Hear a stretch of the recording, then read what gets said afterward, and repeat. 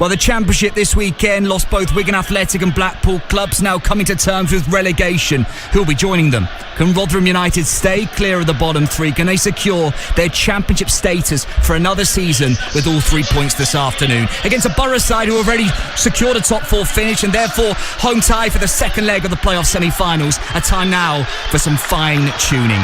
Here comes the sides. It's time for kick-off as I pass to our top Talksport 2 commentary team at the New York Stadium.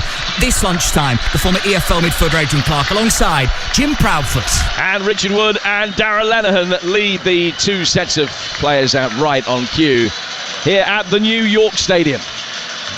Rotherham in their traditional red shirts with the white sleeves and white shorts, and Borough in their change kit to avoid the obvious colour clash of very dark blue with lighter blue trim. As far as Rotherham is concerned, it's very easy. Win this game and they are safe. And you have to bear in mind, they've changed divisions in each of the last 6 seasons. They've been relegated in each of their last 3 seasons in the Championship. They were favourites for that streak to be extended. But they've put up with managerial upheaval with Paul Warne's departure to Derby. If they can get over the line here with a victory, and even a draw will take them really close, it will be some achievement, one of the best that this excellent club has had in many years. As far as Middlesbrough are concerned, on the face of it, much less to play for.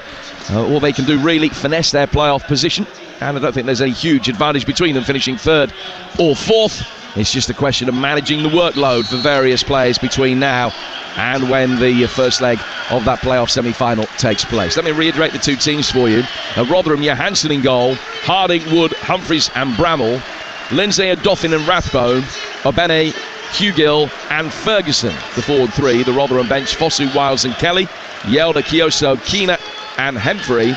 For Middlesbrough, Stephen in goal, Dykesdale, Howson, Lenihan and Bowler, Balassa and Hackney, Jones, Akpom, McGree and Cameron Archer up front. And they have been in sparkling form, the Middlesbrough forwards.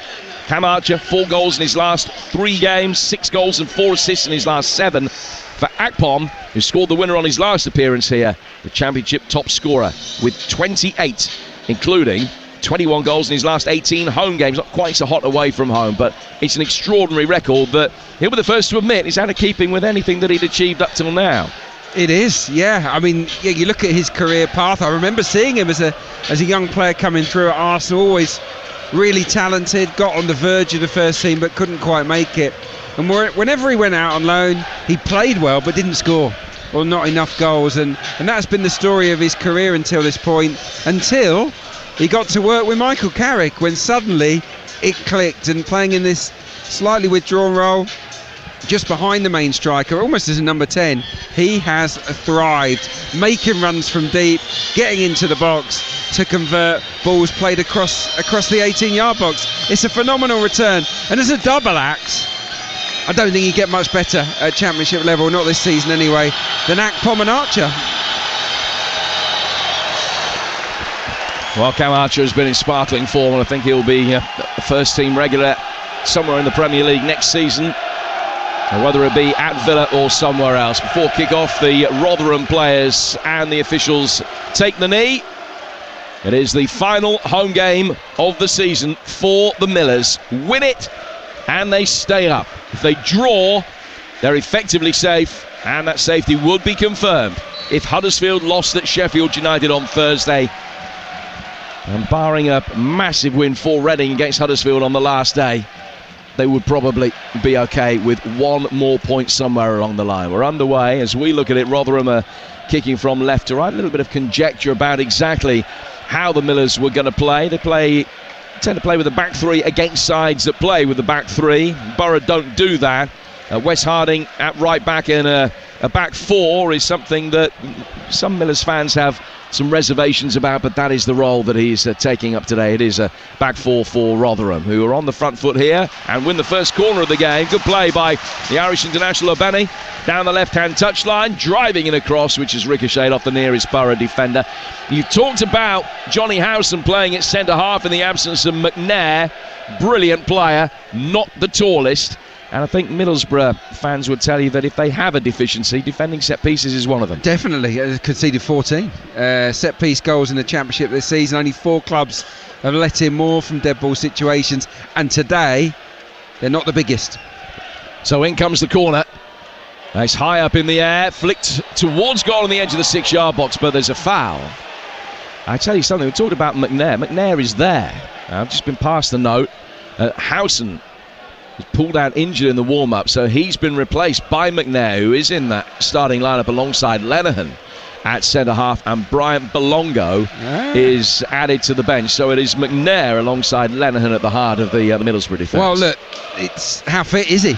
Because if he was completely confident, Michael Carrick, in his fitness, he would have started Paddy McNair, wouldn't he, in that position?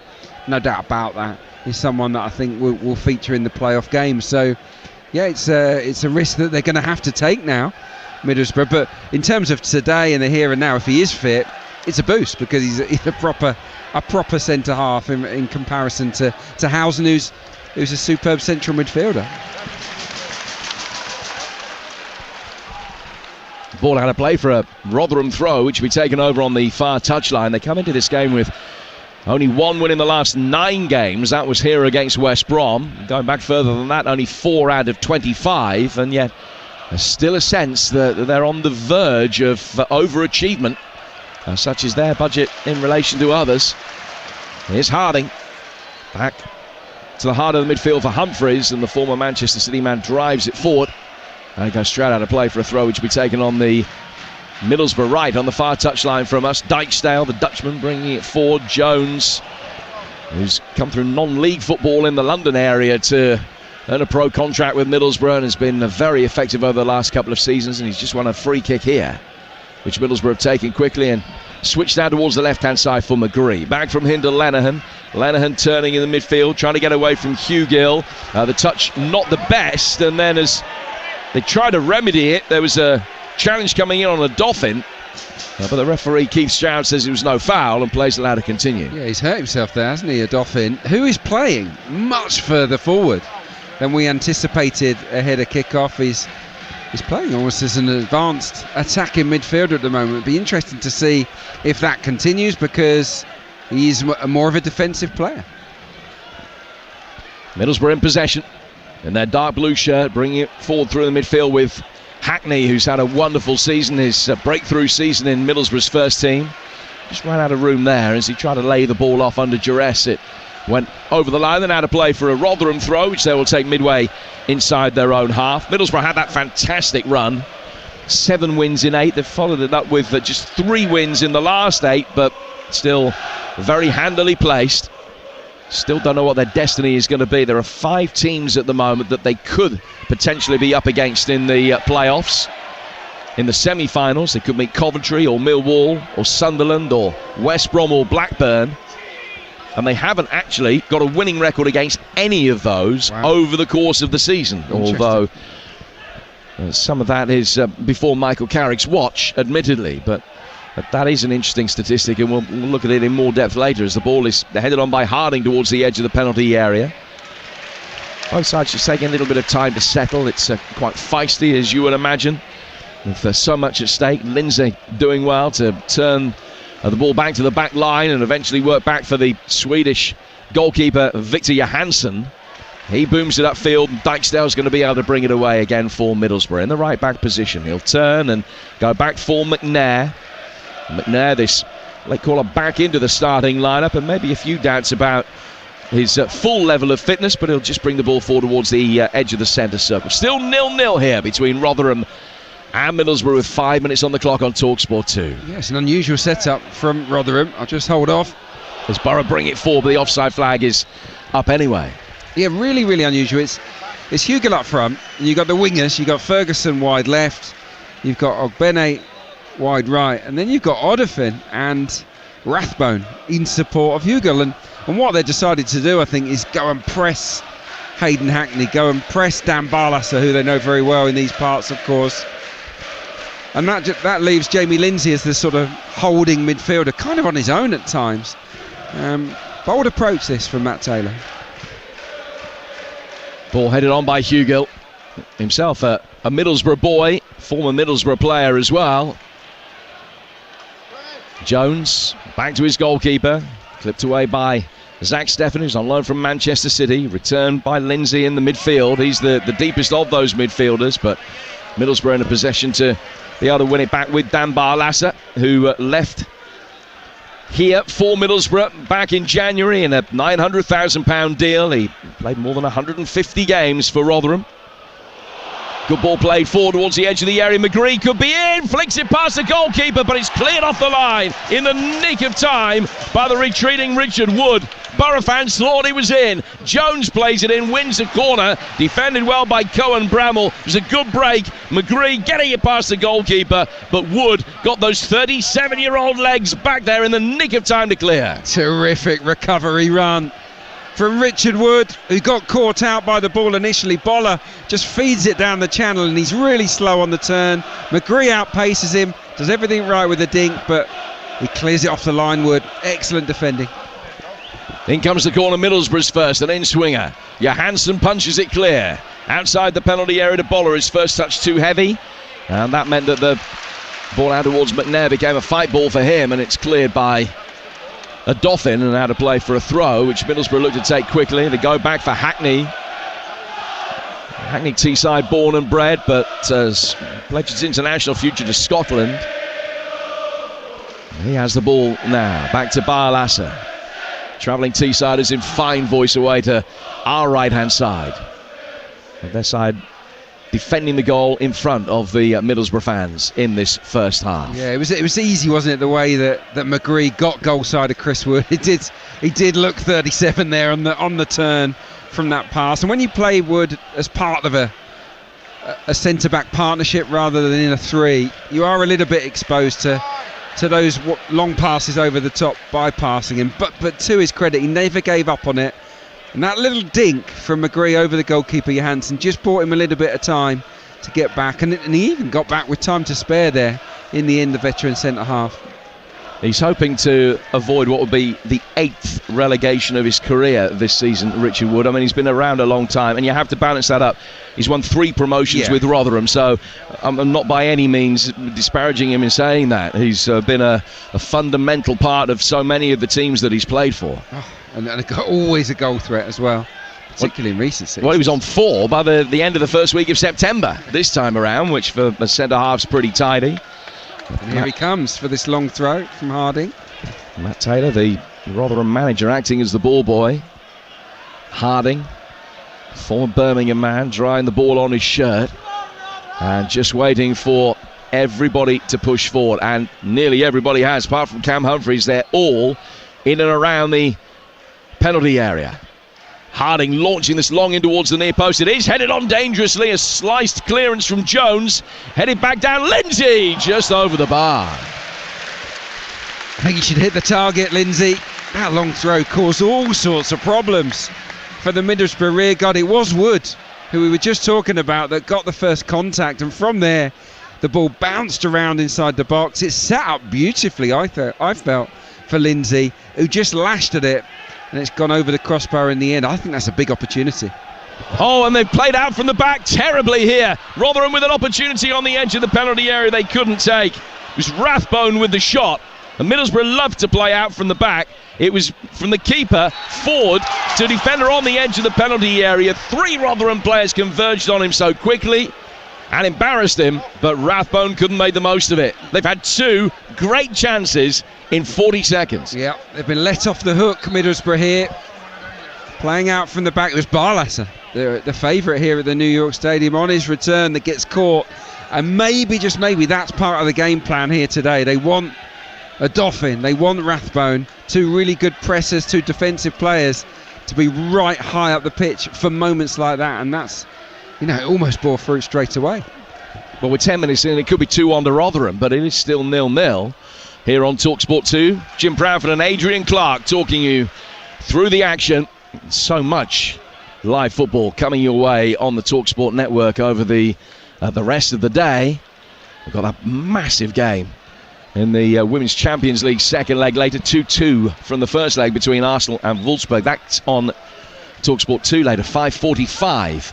That kicks off, and then that relegation showdown, by no means an archetypal relegation decider, but you wouldn't want to lose it, as Leicester are in action later against Everton, and that's over on TalkSport, kicking off at 8. The winners of that one out of the bottom 3 with 4 games to go. We're 11 minutes into this one. Rotherham 0, Middlesbrough 0. Rotherham have managed to stay out of the bottom three all season, but they can't guarantee that they will still be there when the season finishes at 5 o'clock a week today. Ball out to the Middlesbrough left, brought under control by Boller. Flicked inside the penalty area from him, driven in by McGree towards the near post. A good movement from Archer across that near post area, but the angle was always tight and he's slammed it wide of the near post. Out of play for a goal kick. 0-0. Yeah, he's sharp, isn't he, Cameron Archer? In and around that 18-yard box, made a good run across the defender, but couldn't control the shot. It was a lovely switch of play. Got to say, from Paddy McNair out to Mark Boller, who sort of had chalk on his boots, kept control of the ball.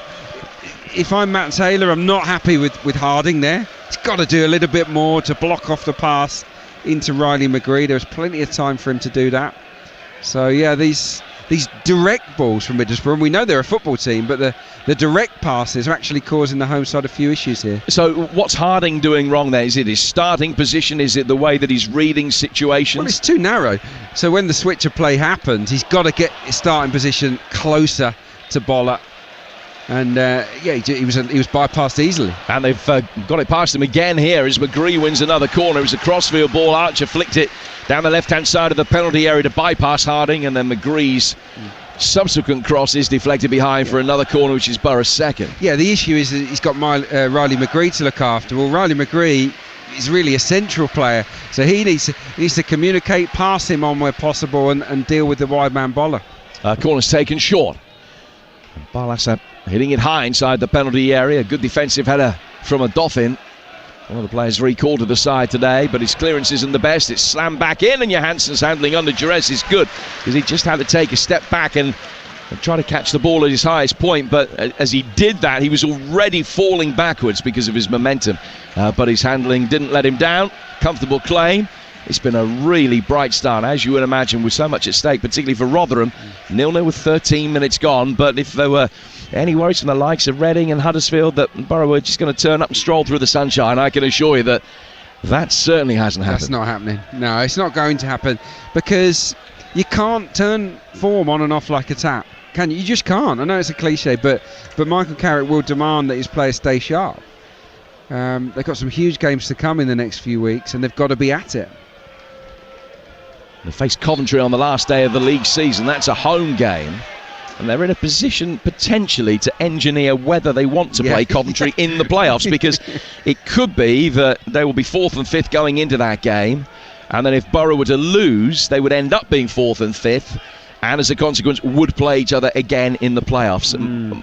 If it were me, Coventry would be one I would want to avoid, I think, with Gyökeres. I'm with you, yeah. Gyökeres for me is up there. He's unlucky, I think, maybe not to win Championship Player of the Year. Akpom got it, of course, for his goal output, but Gyökeres has been phenomenal. Rotherham will bring it away, riding a challenge in the midfield. Obene is going to get the free kick eventually. The referee did everything he could to play the advantage. It was a bad challenge from Hackney.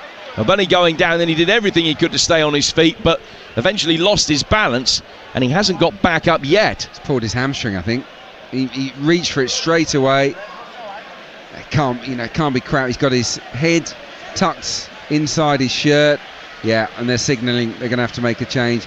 As soon as he stretched for that, he reached for the hammy, and I think he's pulled it. So what a blow for him. Won't be able to play any part in the last game and a half, and of course, obviously, he'll want to play for the Republic of Ireland at the end of the season as well. So, yeah, bad news for him and for Rotherham, because if you're thinking about potential match winners, Jim, for Rotherham here this afternoon, not looking much past Chidozie Ogbene. Yeah, he's had a fantastic season. 15 caps he's got for Ireland now, 9 goals, which is markedly his best in English football. But he's in some distress here, and we could have quite a lengthy stoppage whilst they try and get him comfortable before helping him off the field. At the moment, they're just stretching out that left leg. He's got the right foot planted on the ground, and they're just stretching the left leg out. He's lying on his back. But the medical staff will give him every opportunity to try and get himself into a position to continue, although it seems largely inconceivable that might be the case, and to lose him 16 minutes into the game, yeah, they've confirmed it, will be a massive blow. Yeah, I've just seen the the physio. It's not too far away from us, the incident. 2 physios around Ogbene and they've just signalled, get the substitute ready. Who's it going to be? Interesting to see what Matt Taylor does here. Well, just looking in terms of the options, it could be Tariq Fosu, the Ghanaian international on loan from Brentford, who can play as a winger, he can play as a 10. He might be the man they bring on. It's not going to be Wiles. Very unlikely you'd think to be Kelly. Won't be Hjelde, Kioso. So no, I think you're right. I think Tariq Fosu's got to be favourite here. Well, they've got Keena there as well, an attack-minded player, but a central one rather than man. Well, whoever it is has had no time to warm up. It's so early on in the game. We've barely had. The subs don't normally go out and do any work this soon in the game. So they're going to come on relatively cold. It is going to be Fosu. But as you say, relatively cold. Played the first half of the season at Stoke. He's scored 1 goal for Rotherham, which came against West Brom. He's on loan from Brentford here at Rotherham, former Oxford man. And whilst they continue to give Chidozie Obene the treatment on the field, it just gives Fosu a little bit longer to get himself ready. Do you know what? I think you've hit on something there, and the referee's having a word there saying, look, if he is coming off, can we get him off and get on with the game? I think that's the message there. They're deliberately stalling this, Rotherham, so that they can get their man nice and warm. They might be waiting for a stretcher. I don't understand why we haven't got a stretcher as yet, but if he comes off, he doesn't really want to be putting too much weight on it. Well, they're helping him back to his feet, which is good to see, and he's going to be able to leave the field under his own steam. But he is going to have to leave the field, and Tariq Fosu will come on to replace him. And that almost certainly is Obene's last action within this relegation battle for Rotherham. They're going to have to do it without him. You're listening to Rotherham against Middlesbrough in the EFL. It's live on Talksport 2 with Carling, the UK's #1 lager, 18 plus. Please drink responsibly. So Fosu on, and I think they're the smallest man on the pitch now that he's come on. He's gravitated out towards that left flank. The Rotherham free kick taken on halfway by Cam Humphreys towards the edge of the penalty area. Flick on from Dauphin, helped in towards Hugill behind him. Good turn by Rathbone. Rathbone down for Wes Harding. Harding further down the line for Shane Ferguson, the Northern Ireland international. Will try and get it onto his left foot to deliver a cross. Bolland knew that was going to happen, showed him back inside. Cross comes in eventually from Harding. Cleared out towards Tariq Fosu. And what will his first contribution be like? He's got good movement outside him, but he'll check and clip in across from the corner of the penalty area. Diving headed clearance gets it out of harm's way. Lindsay wins it back for Rotherham, but referee Stroud was well placed and said that he had his arms around Akpom in doing so, and it's a free kick. Did well there for the team. Chuba Akpom backed into the midfielder. He couldn't really get around him without committing the foul. He was nice and strong. Chuba Akpom, haven't seen a lot of him, have we, so far in the game? I think the Middlesbrough have really struggled to get quality service into the feet of Archer and Akpom. It's been such a sort of fast-paced, frenzied opening to this contest. They haven't really had an opportunity to play their football yet, Middlesbrough.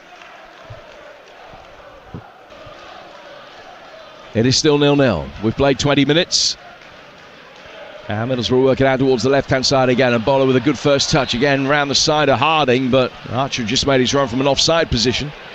And it's a free kick which will be taken on the edge of the penalty area. Don't forget, following our coverage today, Dan Windle brings you all of the fallout from the weekend's football on the EFL show, where he'll be joined by the former Queen's Park Rangers and Crystal Palace midfielder Sean Derry, who's Dan's studio guest this afternoon.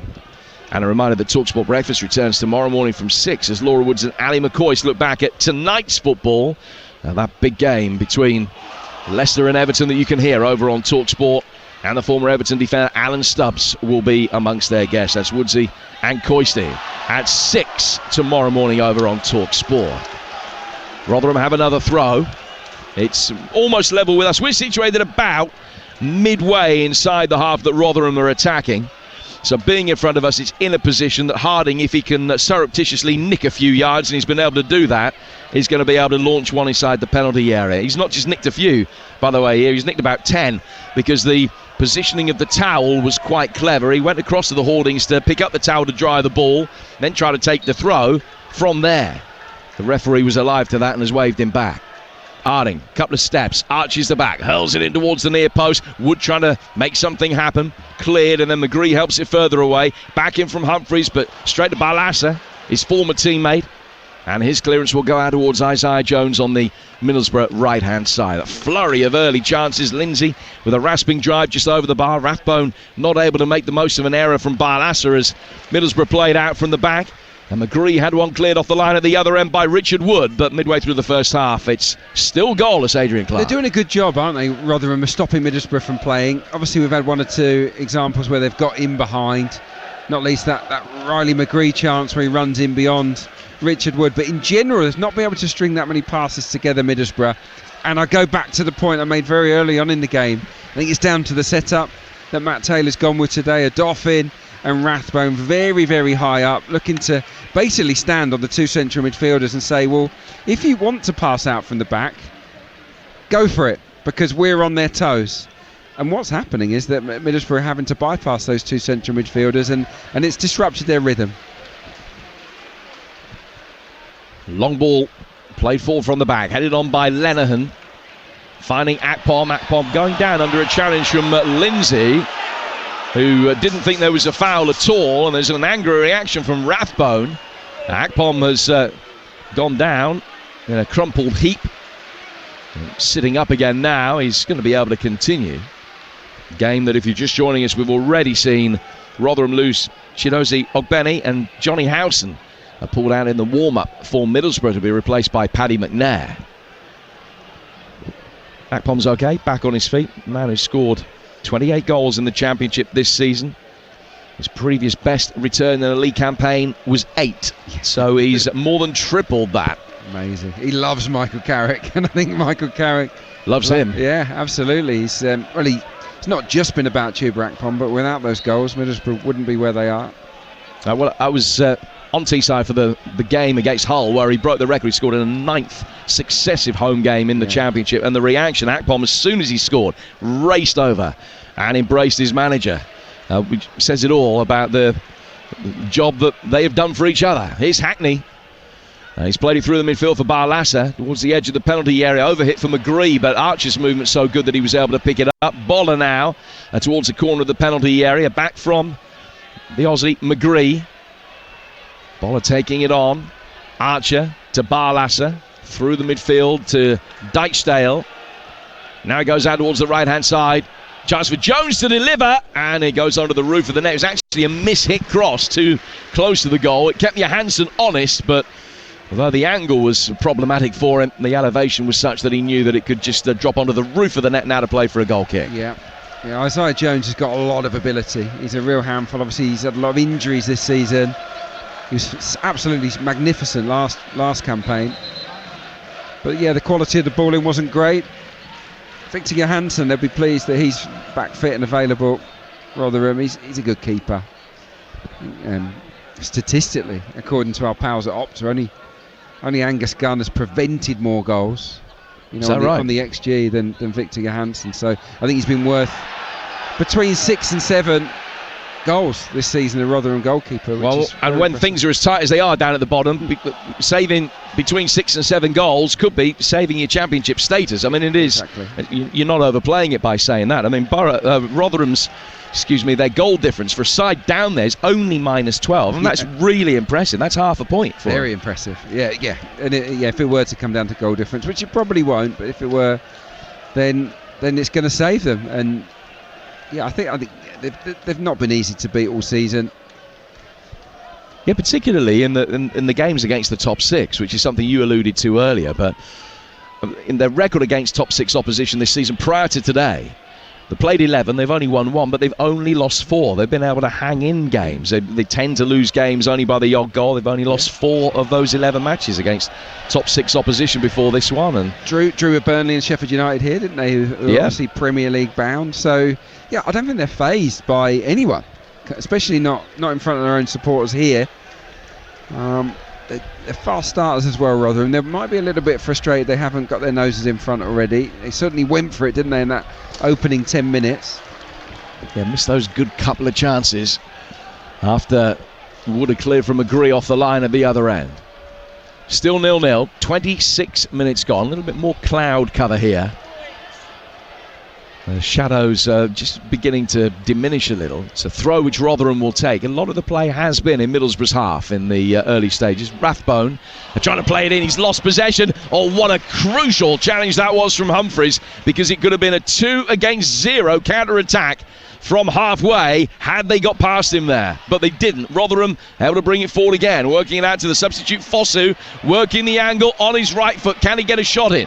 No, he can't. He's got to turn, play it back the other way. A Dolphin out towards the left-hand side. Low driven ball. McNair on the slide can stoop to get it away, and then Jones down by his own corner flag will be able to get it further clear, but not far enough. Rathbone's got it. Rathbone ball in, and just ahead of Hugel, who was coming in, and Boller had covered his run and did well for his goalkeeper there to make sure that the ball beat everybody and went out of play for a goal kick.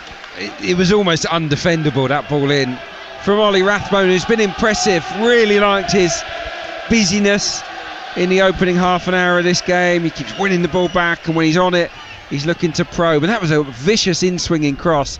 Boller could easily have turned that into his own goal.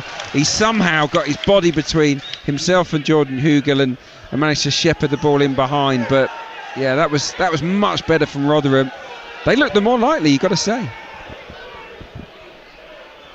Borough have a throw near halfway on their left, taken by Boller. And via a couple of touches from Hackney and Archer, it's been worked out towards McNair. One-time Manchester United player, bringing it towards the edge of the centre circle and finding Darragh Lenihan. His first season since his move from Blackburn, who potentially are one of Middlesbrough's playoff opponents. Rathbone again there, breaking up the play. Great tackle on Riley McGree. And Lindsay ducking his head in, the Scotsman, and then losing out to Hackney and fouling him and getting a yellow card as well. No complaints from him actually that time. He knew that they're a little bit late, shoved into the ground. So Lindsay joins Hackney in the book. Yeah, I think it's foul number 3 or 4 as well for Lindsay. So the totting up process would have maybe played a part in Keith Stroud's decision.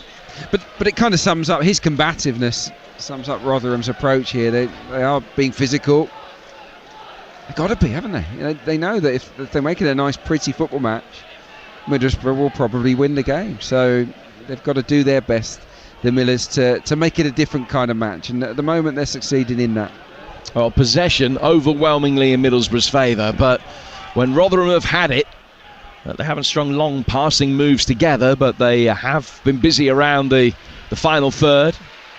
And Middlesbrough have had the ball in the much less dangerous areas until now anyway. Akpom going down on the edge of the penalty area. Referee says no penalty, in fact no foul. He's waved play on, and it just looked as though Akpom had got him past his man for a moment. The ball eventually put out of play for a throw. It'll be taken quickly by Dykesdale on the Middlesbrough right-hand side. Yeah, I didn't think it was a penalty. I think he lost balance. What a pass by Hayden Hackney inside the fullback Cohen Bramall. It was absolute perfection for Akpom, who makes a good run and gets knocked off it. And they've got in the same way again for a moment in past Cohen Bramall. But Johansson read the script and got out there very quickly and was able to make the save, diving at the feet of Isaiah Jones. And now Bramall will make his way forward. Rathbone ends up on the deck after a little shove off the ball there. He's back on his feet. Referee indicates that he saw that. Rotherham in possession, allowed to play on, have the advantage. Fosu's got it, always wanting to turn from that left wing position onto his right foot. Middlesbrough slowly getting alive to that. Rathbone, space on the Rotherham right hand side for Harding. They go back via Humphreys to find him, and now Wes Harding has it, trying to get away from another former Birmingham man, McGree, inside the penalty area, almost broke a Dolphins way. Boller sticks his foot in. Hugill claiming there was a handball in there. A combination of Dykesdale and Hackney inside the penalty area, and Middlesbrough whack it away. Yeah, appeals yes, but for me it's good defending, good central midfield play from Hayden Hackney. Again, we saw what he was about in possession with that pass a moment or two ago there on the edge of his own box, just on the toes of the centre forward, to just make sure that he can't control the ball easily. It would have been so harsh. It sort of bounced up from less than the yard. Even if it did hit his arm, I wouldn't give that. This Borough's 6th season back in the Championship. If they lose today, they will definitely finish 4th.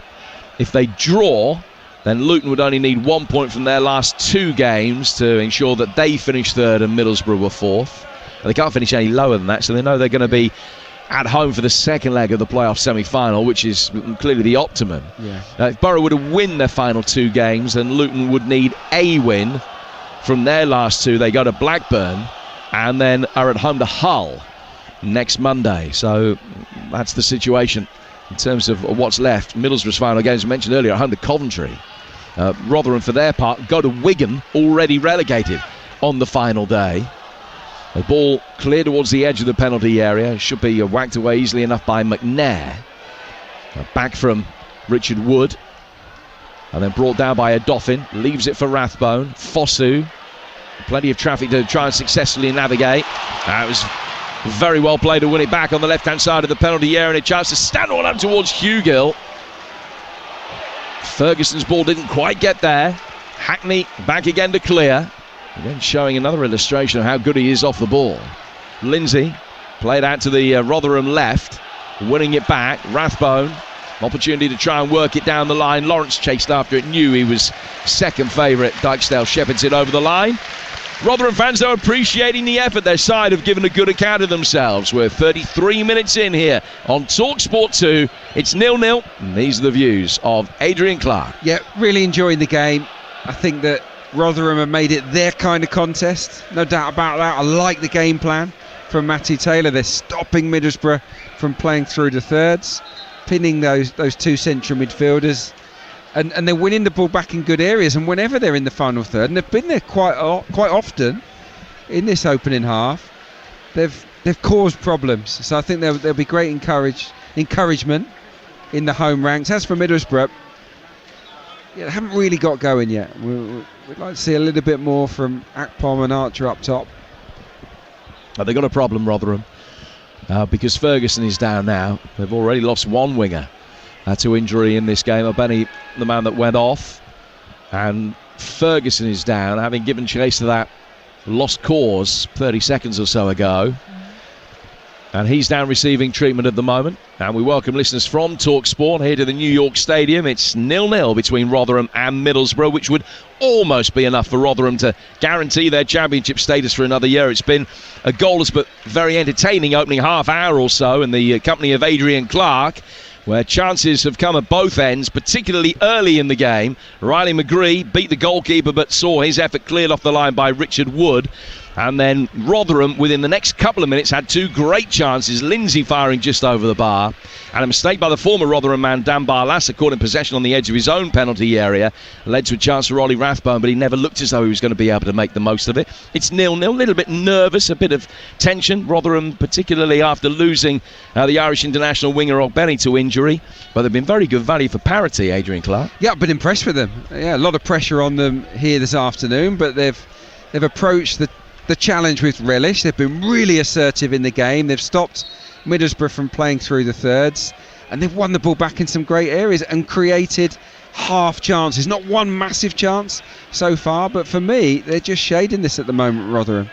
Middlesbrough without Johnny Howson today, who pulled out of the game in the warm-up, so Paddy McNair was recalled into the side. He's in possession now. The game academic, really, as far as they're concerned, their big battles lie later on in the month. They're guaranteed to finish either third, but almost certainly fourth in the playoff positions for Middlesbrough. It's all about who they get in the semi-finals. The live commentary of the game continues over on Talksport 2, but here with 35 gone in South Yorkshire, it is Rotherham 0, Middlesbrough 0.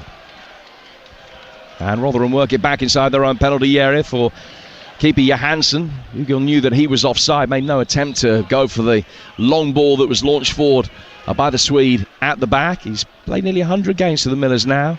Johansson had missed a few recently because of injury, so Josh Vickers came in, and Robbie Hemfrey saw a half of football as well.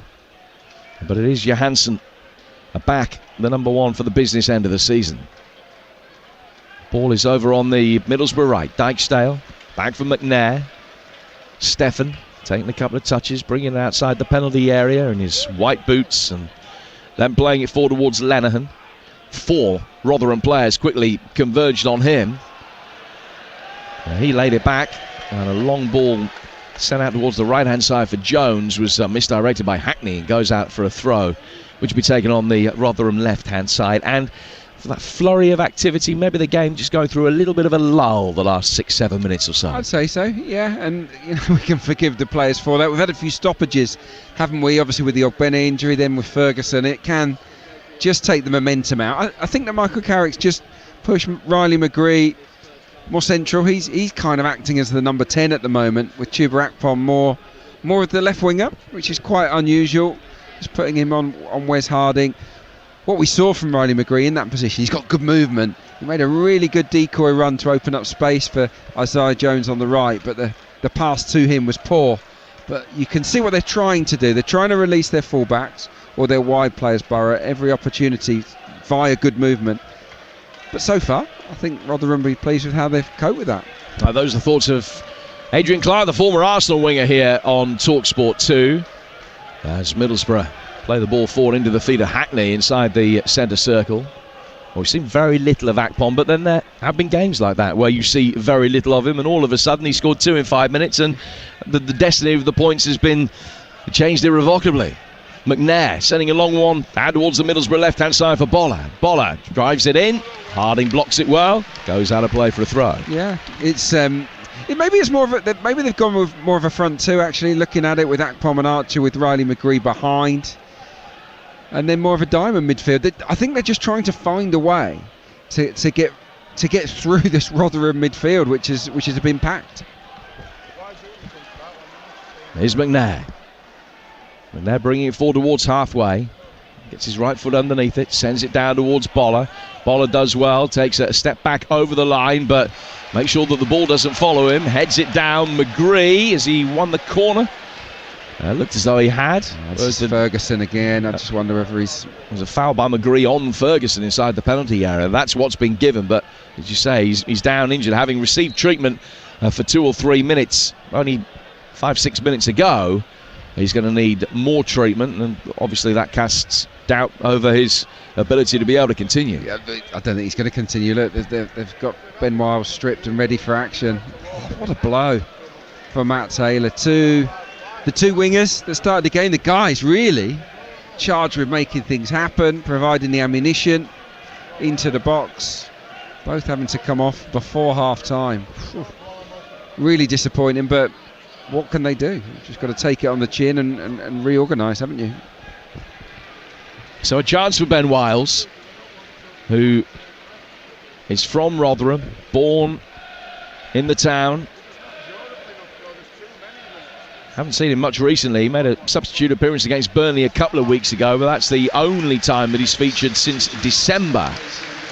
But he is a man that has scored away to each of the top 2 this season, including a famous winner in these parts at Sheffield United. And he comes on now to replace the stricken Ferguson. So that's both wingers, as Adrian was saying, that have been lost to injury inside the opening 40 minutes. Yeah, just wondering what they're going to do to reorganise here. They're wondering what they're going to do to reorganise as well, by the way. It feels like it might come out on the right initially. So Fosu left, Wiles right, and they're sticking with that midfield triangle of Lindsay, Dauphin and Rathbone. And now Hugel has gone down hurt, and play's got to stop. He's gone down holding his face.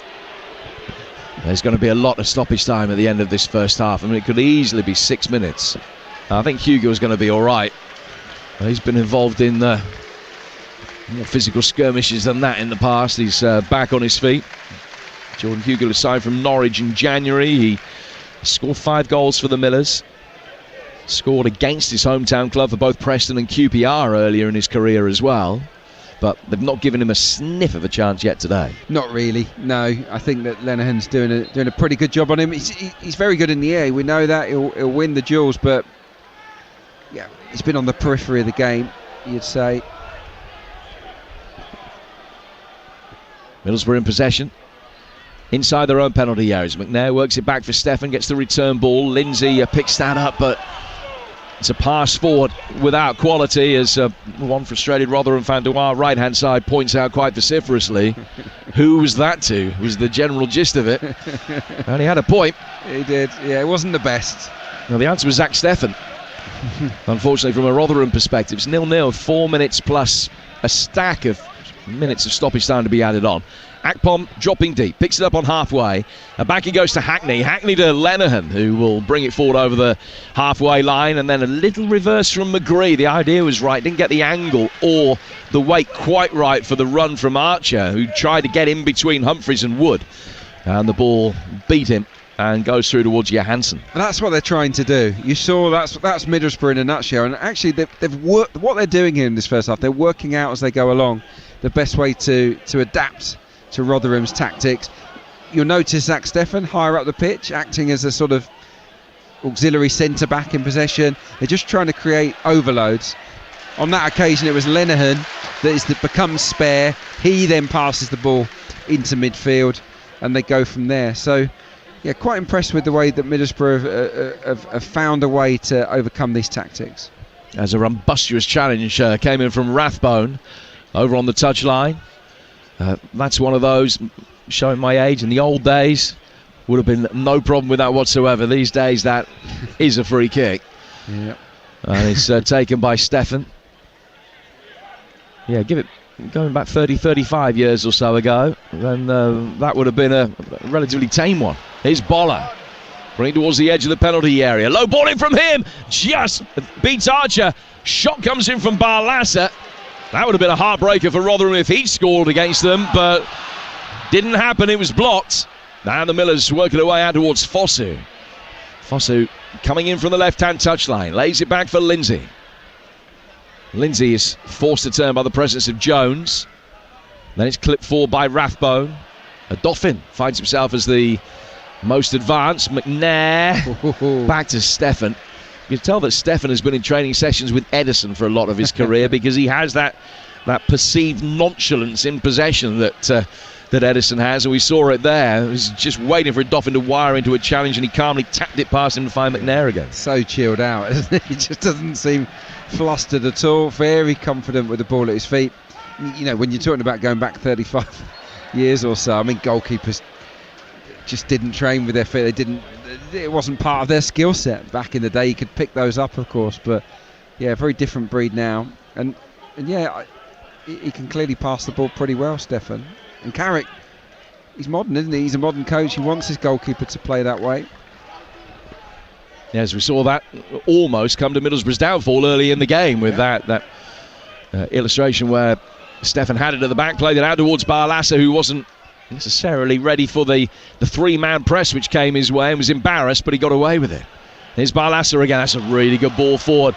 Chance for Isaiah Jones. He's gone in behind Cohen Bramall. Deflection on the cross from the retreating Lindsay. It's good defending. Out of play for a corner. No, that's desire for you. That is absolutely outstanding from Lindsay. I mean, that was a superb pass, wasn't it? By Barlasser to release Jones. He's away. His first touch is great. He knocked it out of his feet. And so from nowhere, really, Jamie Lindsay slides in to block the cross. It's out for a corner, but it's excellent midfield play. The fourth official about to show how many extra minutes there are going to be. It's going to be a few. Middlesbrough will take this corner from the right-hand side. Near post flick was potentially potent, but just came in behind all the runners in the end. Goes out of play for a throw, which will be taken by Borough. It was well defended. Must have been a defensive flick, as it is a Borough throw. Just a few seconds remaining in the first half. Stephen Martin, the fourth official, has the numbers board in his hand. We'll find out in a moment how many extra minutes it's going to be. Is it going to be 6? 5, okay. So those 5 minutes will start with another Middlesbrough corner. Yeah, it feels quite conservative. It feels like we might have lost 7 or 8, to be honest, but we are where we are, and it's Rotherham that are probably looking at the clock at the moment, wishing they could hear the half-time whistle, because this is the second corner in succession for Borough. Yeah, no complaints from the Rotherham fans that it's only 5. In comes the corner, too low and flat from McGree, and easily volleyed away at the near post by Fosu. Out of play for a throw midway inside the half.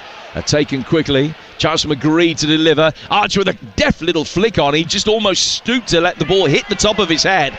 Almost perfect. Rotherham with only a half clearance. Picked up again by McGree. Then to Hackney down by the corner flag. Harding heads away. McGree lets it run out of play. Just make sure that it didn't hit him on the way out. And it's a throw which will be taken on the Middlesbrough left. Taken by McGree. Down towards the dead ball line for Archer. Little Right-footed flick, getting it inside the penalty area for Mark Boller. Cleared, though, by Rathbone. Lenihan stepping up, didn't get the touch that he wanted, and McNair almost put it into Millmore. Such was the depth on his clearance. Yeah, I think that was... It was going to hit the roof for a moment or two. I think it just missed the roof, but that was some clearance. But yeah, Middlesbrough starting to show their quality now, aren't they? We're seeing more of Archer, more of Akpom, more of Riley McGree. These are the guys that are the match winners for Middlesbrough. The old ground isn't too far from here, and it's still intact. I mean, it's they haven't played out Millmore, I'm guessing 13, 14 years, something like that. But it's still there. Floodlight pylon still visible from the M1. Yeah, I played there. Well, I had a very brief loan spell here at Rotherham, and yeah, it's a proper old ground. Millmore. Yeah, I thought you got a frosty welcome when you came in. Oh, no one can remember that. I think I only played 2 or 3 games, but it's don't particularly have happy memories. Long story short, the director of football at the time, I'd say, did have one actually. He was the one who recruited me. The manager did not need a winger, and as a consequence, I barely played. Nice episode all round by the sound of it. I asked for a swift exit. And Lindsay, Rotherham hoping they don't make a swift exit from the Championship. That's the bottom line. Wiles, one of 2 substitutes they've been forced to bring on. Fosu with a well-intentioned dummy, but didn't work for Rathbone, and Middlesbrough are going to be able to clear down the left-hand side with Dan Barlasser. Barlasser gets the halfway, checks back inside. His crossfield ball seized upon by Fosu, but then Lenihan plays it forward. Jones stumbled, so Bramall had a chance to win it back, tapped it panic-stricken through the midfield straight to the nearest dark blue shirt. They then lose it, Middlesbrough themselves, and Johansson ends up clearing. It's all getting very frantic and frenetic in the heart of the midfield battle at the moment. I think the natives around us are getting frustrated at the lack of quality with the passing. They are giving the ball back too easily at the moment, Rotherham to Middlesbrough. That is a problem. Akpom, Jones, Dijkstale getting round the back and wins another corner as we approach half-time. It's Middlesbrough's 5th. Now McGree will go out to take it, and it is the cue for Darragh Lenihan to make his way forward, for Paddy McNair to do likewise. Yeah. Just looking at the pass success percentage, just 57% of Rotherham's passes have found their intended target. So, I mean, that's not great. Come back to that in a moment. In comes the corner, very, very deep. McNair coming round the back, heads it back into the fray, but the ball had actually curved over the line and out of play for a goal kick. We're 4 minutes into the 5 added on at the end of this first half. It's still 0-0 here on Talksport 2. Jim Proudfoot and Adrian Clark talking through the action from the New York Stadium. Really good game with everything on it. There's a tension. There's a good end of season fixture this. Going back to that pass accuracy. Yeah. Now some of that is down to the fact that Rotherham like to look long. Yeah. But not all of it is down to that. No, there's a mixture of that and they've been rushed. I think they have a slight lack of composure, particularly over the last 15-20 minutes from Rotherham, when they had a chance to put their foot on the ball and make passes. They've been too hurried and very, very wasteful, and as a consequence they've not really been able to sustain any attacks. Now Fosu onside, Hugill making his way forward. Now it's a big decision now. Dijkstale's brought him down in the penalty area. This could be red. It might not be, but the referee Keith Stroud's got a big decision to make. Hugill rolled him, got wrong side, and he's off. Dijkstale sent off for a professional foul on Hugill, denying the obvious goal-scoring opportunity right on the edge of the penalty area. A free kick for Rotherham, but what a chance they've got now, playing 45 minutes against 10 men. I think it's the right decision. He is the last man. He definitely pulls down Hugill, I believe deliberately. It's right on the edge of the D, or inside the D. He was away, he took him out. I don't think the referee had too many options there. They'd been denied the penalty here, Rotherham, because it's just inches outside, so probably fitting that Middlesbrough lose the player. No major complaints, I have to say, from Dijkstale either.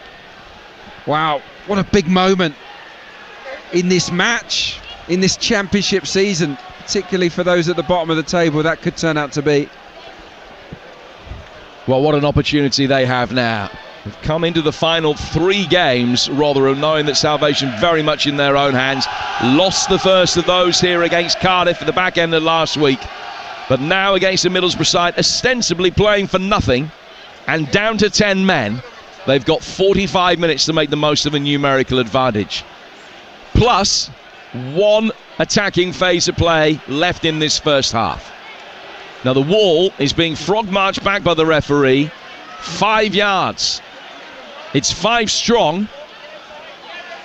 They're going to stick Boller down in the draft excluded position behind it. McGree kind of a second slip to the edge of the wall, if you like. Everybody back for Middlesbrough.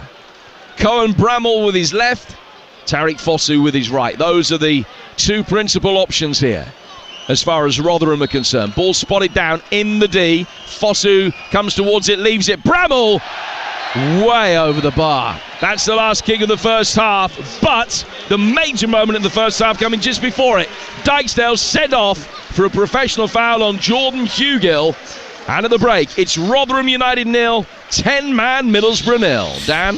Jim Proudfoot, thank you. Yeah, stroke of half-time. Borough down to 10. Dyke still gone. Hugill fouled. Keith Stroud, referee, final man. See you later, son. Easy call to make. Big moment for Rotherham. Now Adrian Clark. Rotherham have got to seize the advantage. Have to, don't they? Yeah, what a chance for them. Man advantage for the entire second period. And all they need is a point, remember, really, to ensure their survival. There is no excuse, really, for the Millers not to make sure they preserve their championship status here on home turf this afternoon. That is a huge moment, because it felt to me as if Middlesbrough were growing in confidence, growing in quality. It felt to me as if a goal was coming for Middlesbrough, and now all of a sudden they've got their backs to the wall. So yeah, that was a big moment, and I do think the referee called it correctly. Interesting just seeing it on my monitor. Yeah, looked like a straightforward enough decision for Keith Stroud, the referee, to make. A point almost enough for Rotherham. 3 will certainly be enough to secure safety for this season in the Championship. Borough not playing like a side happy to take something from the New York Stadium with nothing on the line. Rotherham certainly not playing like a side that are content to take a point, adding to this good energy to proceedings, Clarkey, in a really good first half in South Yorkshire. I think it's been decent, yeah. I mean, it's been punctuated with stoppages, which haven't been ideal, and obviously Rotherham have suffered frustration themselves. They've lost 2 players, two wingers, 2 forward players in that first period. But yeah, no, it's been good energy to the game. I've liked Rotherham's aggressive attitude. They're looking to stop Middlesbrough playing out from the back, and I think they've done a good job at that. They just need to calm down a little bit when they have it. They've been a bit hurried in possession, not really shown any guile, and maybe not enough quality in and around the box. But as we've just outlined, it's there for them now.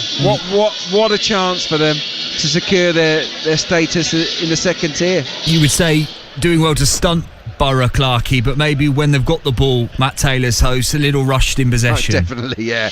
I mean, we just talked about their pass accuracy, 57%. That's pretty bad.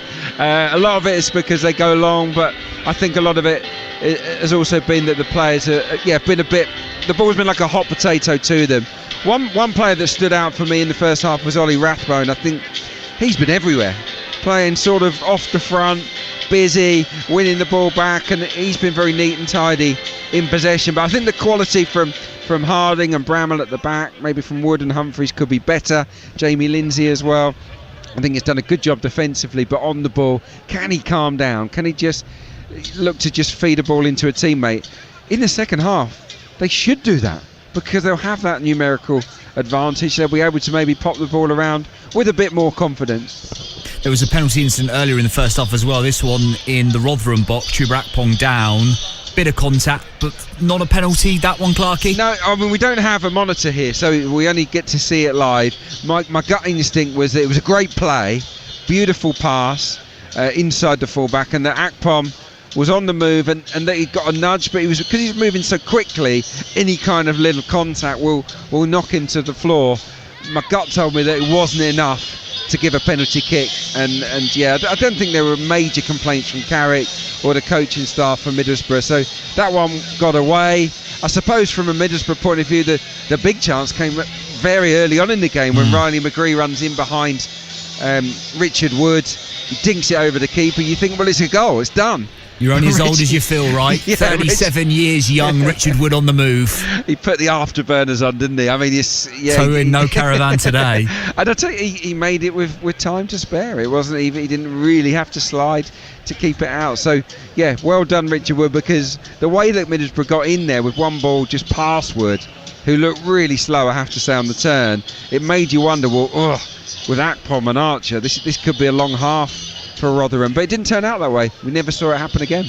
Top stuff. Back with Jim Proudfoot, Adrian Clark shortly here for the second half here on your home, the EFL Talksport 2. Rotherham with a man advantage and now 45 minutes to find the goal that will guarantee another season of Championship football for the Millers. Half time here on Talksport 2. Rotherham 0, Middlesbrough 0. EFL Live on Talksport 2 with Carling, the UK's #1 lager. 18 plus, please drink responsibly. Get 20 KFC hot wings for you and your friends for $5.99 and feel like a money saving, chicken dinner craving, zero hoots giving, big deal.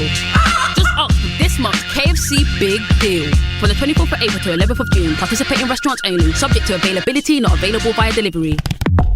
When you're planning out your perfect driveway or plotting a perfect pathway, it might be useful to know that until the end of May, Jewson are offering Marshall's Tegular block paving from just £29.99 per square metre. Or if you're looking for a more contemporary driveway, check out Marshall's Lunar block paving for only £32 per square metre. Prices that'll slot nicely into your budget. Don't you just love it when a plan comes together? Search Jewson Landscaping for more details or drop into your local Jewson store. All prices plus VAT. Fancy a quick tea tonight? Pop down to your local Co-op for a pizza and fries for just £6 or £5 if you're a Co-op member. So get the oven on and put your feet up. Co-op, it's what we do. Selected products ends 9th of May, subject to availability. Online prices may vary. Member price valid in store only. EFL Live on Talksport 2 with Carling. We're made by our mates. 18 plus, please drink responsibly. It's a choose-your-own-adventure Wednesday night with a double helping of Premier League football from 7 p.m. Please select either Liverpool versus Fulham on Talksport 2. And it's an absolute cracker.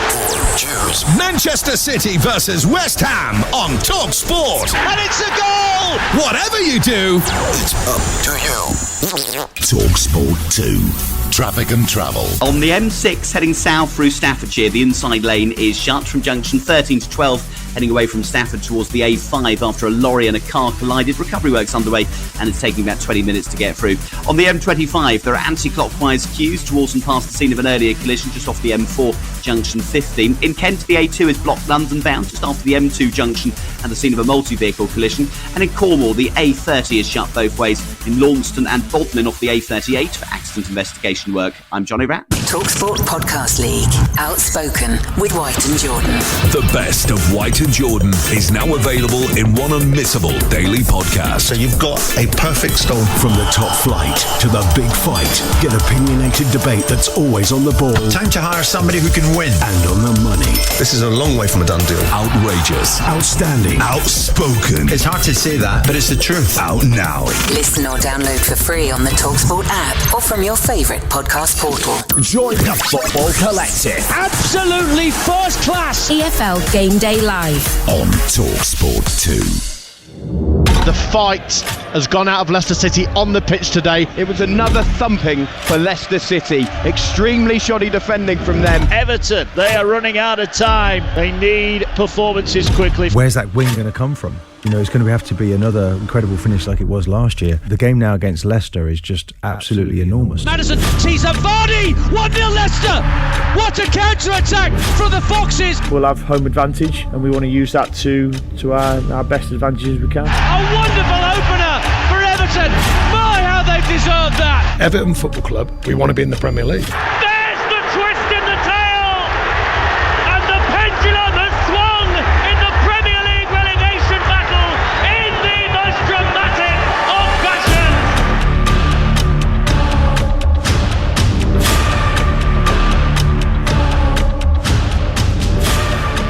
Well, that's got me excited.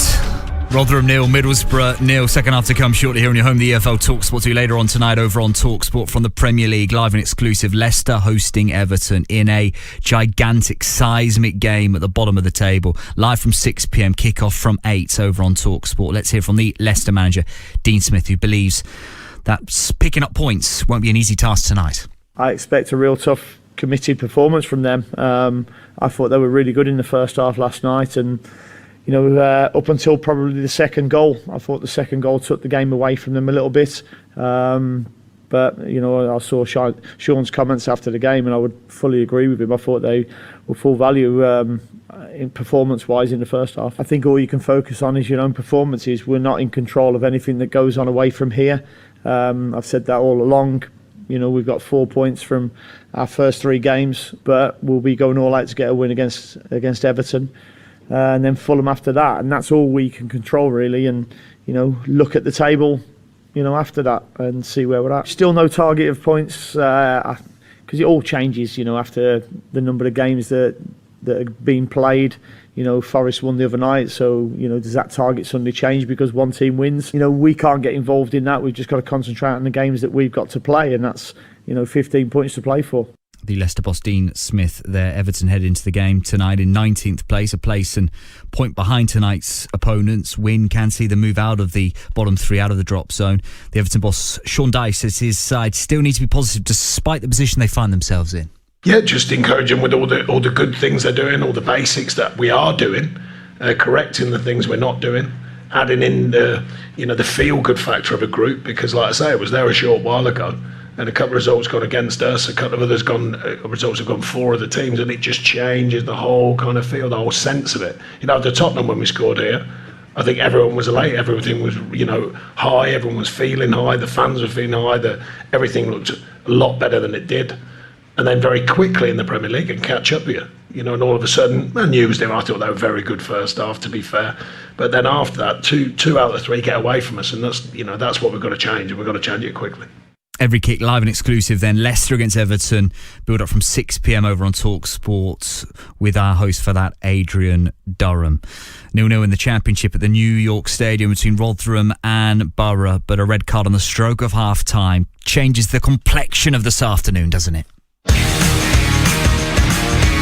As far as Rotherham is concerned, it's very easy. Win this game and they are safe. Good ball played forward towards the edge of the area. McGree could be in, flicks it past the goalkeeper, but it's cleared off the line in the nick of time by the retreating Richard Wood. Terrific recovery run from Richard Wood. Sliced clearance from Jones, headed back down. Lindsay just over the bar. Fosu onside. Hugill making his way forward. Now it's a big decision now. Dykesdale's brought him down in the penalty area. This could be red, and he's off. Dykesdale sent off. Wow, what a big moment in this match, in this Championship season. EFL show, don't forget, up next here on Talksport 2 with myself, down with alongside me, our top EFL pundit Sean Derry, special guest Ipswich Town promotion winner, top scorer Connor Chaplin. Rotherham need one goal that can guarantee survival in the Championship, up against Borough down to 10 men after that. Dyche still sending off on the stroke of half-time, foul when he was the last man. Adrian Clark, our match summariser, the former Stevenage Southend Arsenal man, up in South Yorkshire. How do you think Matt Taylor will be approaching the early minutes of this second half, Clarkey, knowing they have that man advantage now, know they a win and it's wrapped up? Yeah, nothing. I think he'll still be approached with caution to a degree. Nothing silly, boys. I think he'll be calling on their players to be very disciplined. Let's not allow the referee to level things up. Let's not do anything silly.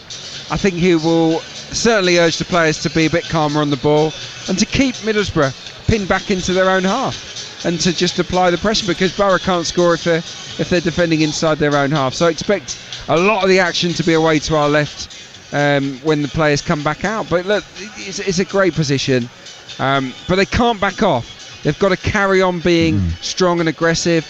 I love the tactical approach by putting Dauphin and Rathbone high up on the 2 central midfielders of Borough. It's worked a treat, so I wouldn't be changing that either. And asking those two, plus Fosu Henry and Wiles brought into this game in wide areas, maybe their starting positions can be 5-10 yards a little higher up the pitch as well, Clarkie. Yeah, and certainly, and I think that's what we've really lacked, because we know that Rotherham, we associate them with putting good crosses into the box for the big men, and we haven't seen great quality from the flanks as yet, and I think that might make a difference. They can play 5 or 10 yards higher, maybe they can get themselves into more advanced positions, get towards the byline, chop the ball back across the face of goal for midfield runners to go and hurt Middlesbrough. So yeah, look, it's all set up for the Millers to save their championship status, which I think would be a terrific achievement for them, considering they lost their manager early on in the campaign and that they've gone down the last couple of times they've been playing at this level. That red card came right almost on the half-time whistle. You wonder how Michael Carrick will look to approach this second half tactically, if he'll look to try and make a change to restore a back four for Borough. Maybe, I don't know, would you ask Isaiah Jones to play there at right back? It's not going to be easy, because they're so short of centre-halves anyway, aren't they, Middlesbrough, at the moment? They've got a number of guys out. Matt Clark's out, I know that.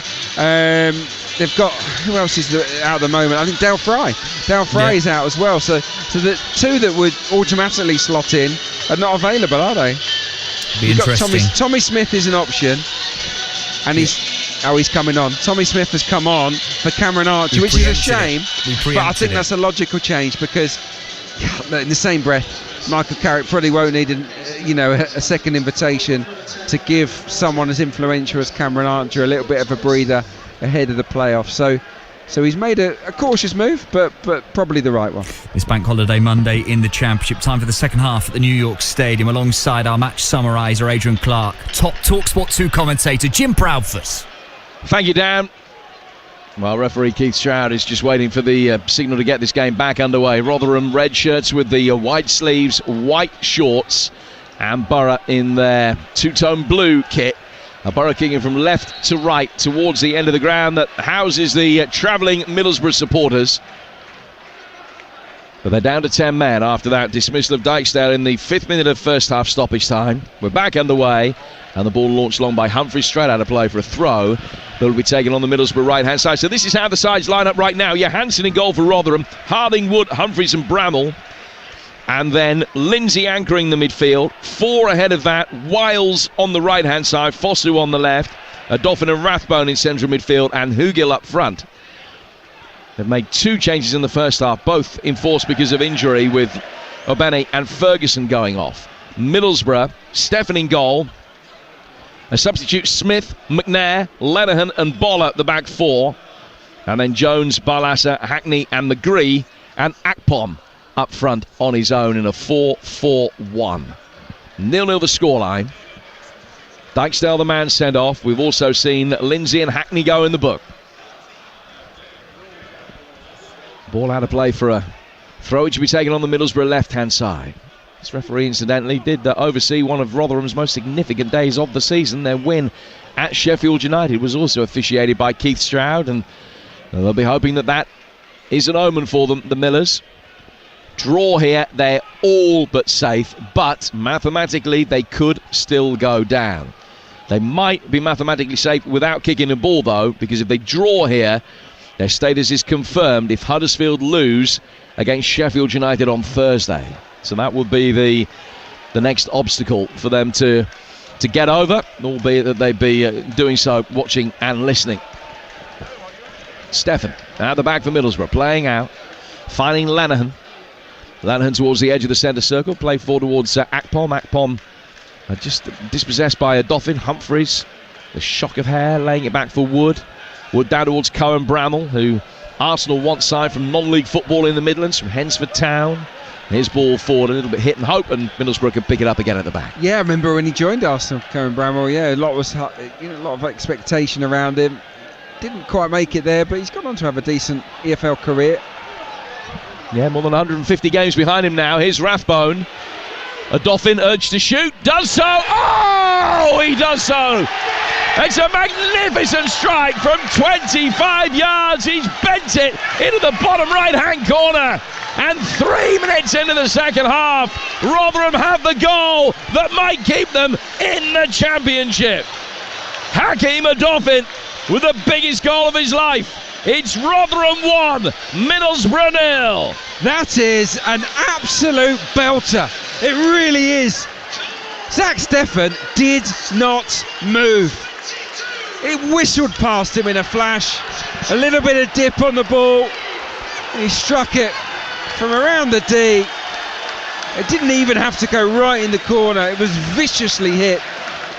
And what a moment. Rotherham, you imagine now, will be staying up. So all they've got to do is get through the next 42 minutes against 10 men without conceding a goal, and they are staying up. They've been relegated in each of the last 3 seasons in the Championship. They finished 24th in 2017, 22nd in 2019, 23rd in 2021. Even the 2 seasons before that when they stayed up in the position just above the dotted line. Fourth bottom, plenty good enough this season. But as things stand right now, they're out of the bottom 4. This victory will take them above Huddersfield if they can hang on to this 1-0 lead. But there's going to be some nervous times ahead. I think that is pretty obvious. And Middlesbrough, on the first attack since the kickoff, win a free kick. Jones was fouled down near the corner flag, and it's a chance for McGree to put one in from a good position, Adrian. Yeah, professional pride has to kick in for Middlesbrough. There's no way they're just going to lay down and roll over and accept defeat here. They don't want to go into the playoffs on a bad run. So I think there will be real determination from them. And I wouldn't write them off, even with a man disadvantage, because tension is bound to affect Rotherham. Got a very good home record, Borough. They've only got the 9th best away record in the division. And Rotherham's home record is very much mid-table. In comes this free kick from McGree. And Humphrey's got a shout to leave it. He just deliberately jumped early enough that the ball sailed over his head and goes straight out of play for a goal kick. Yeah. It's Rotherham 1, 10-man Middlesbrough 0, with 5 gone in the second half on Talksport 2.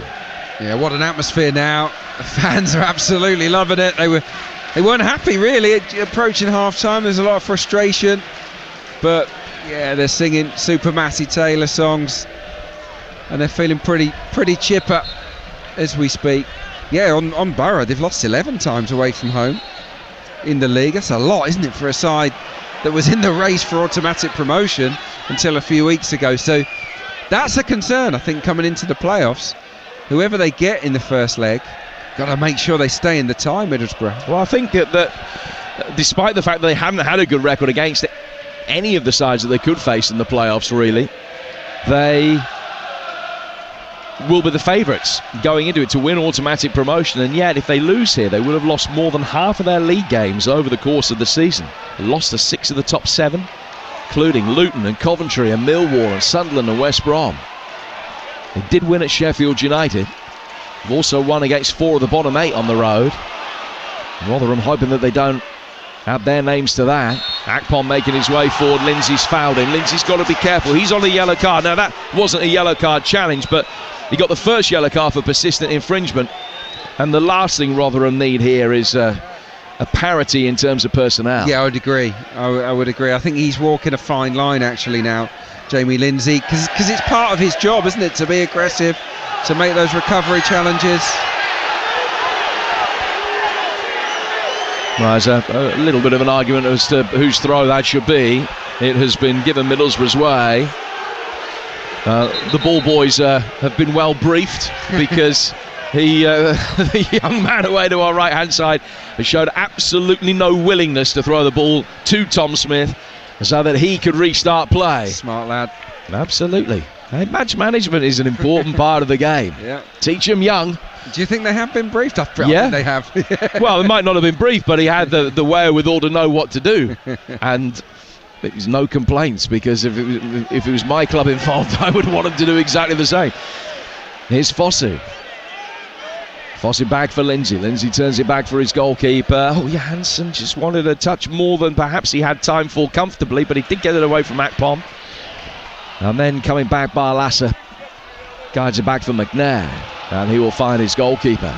And play back to McNair from Steffen. A yard outside the penalty area. can hear the intensity of the Rotherham support. The clock will tick down pretty slowly for them. It's away to our right-hand side, just above the Middlesbrough fans. It's showing 53 minutes at the moment. Here's Tommy Smith. McNair finding himself at right back for a moment with a deft little back heel flick. Michael Carrick, who's standing largely motionless on the edge of the technical area, just waved McNair back into position after he threatened to go on a little unwarranted sortie down the right-hand touchline from centre half. He was subtly dissuaded from doing that. Yeah, I think we got two of the calmer managers in the division here today. Neither Carrick or Taylor particularly the type to pace up and down or gesture too manically. I mean, Carrick is very laid back, isn't he? He certainly gives off that kind of aura, but he knows what he's talking about. He's a smart guy, Michael Carrick, and he's got himself a really good team here. But to get anything out of this game, they're going to have to raise their levels, aren't they? Haven't really been anywhere close to their free-flowing best today. Yeah, both of the managers do a good line in pensive. There's no doubt about that. I think they'll probably be pretty mean poker players as well. Yeah, motionless and emotionless, by and large. I'm sure not inwardly, either of them, at various times. Particularly Matty Taylor now, who did such a brilliant job at Exeter. 4 years there, before taking over here back in early October when Paul Warne left for Derby.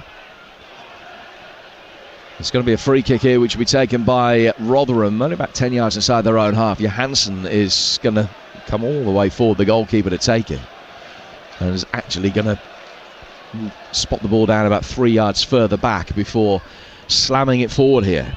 Rotherham 1, Middlesbrough 0. Hakeem Adoffin, the hero. Long ball played forward. Hugill, the man who's challenged by Dykesdale for the red card. Trying to hold it up, couldn't really do so. Adoffin's given it away. He's still very much in credit over the course of the afternoon. And then Barlassa came into a challenge where Adoffin didn't really move too far away from the ball, and contact was made, and the free kick's been given Middlesbrough's way. Then when it was taken, it was deemed to be a moving ball, so Keith Stroud has asked for it to be taken again. I've enjoyed his performance, Adoffin, charging around in this sort of more advanced position. Basically, he's there to break up play, isn't he? Primarily.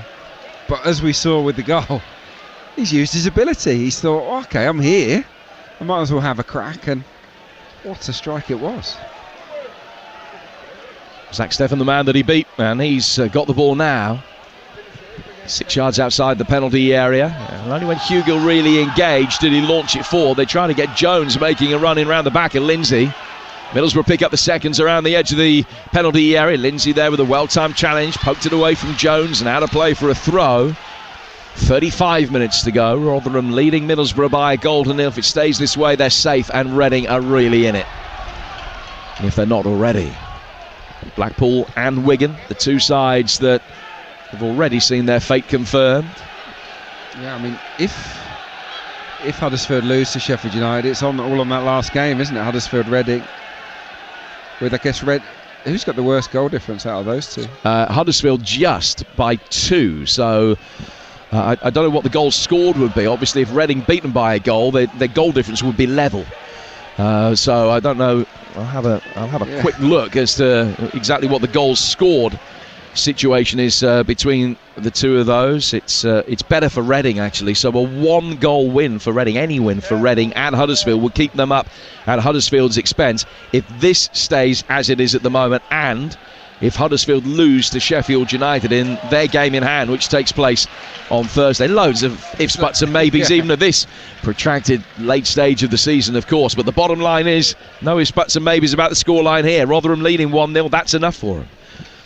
Mathematically certain to stay up if they win this game.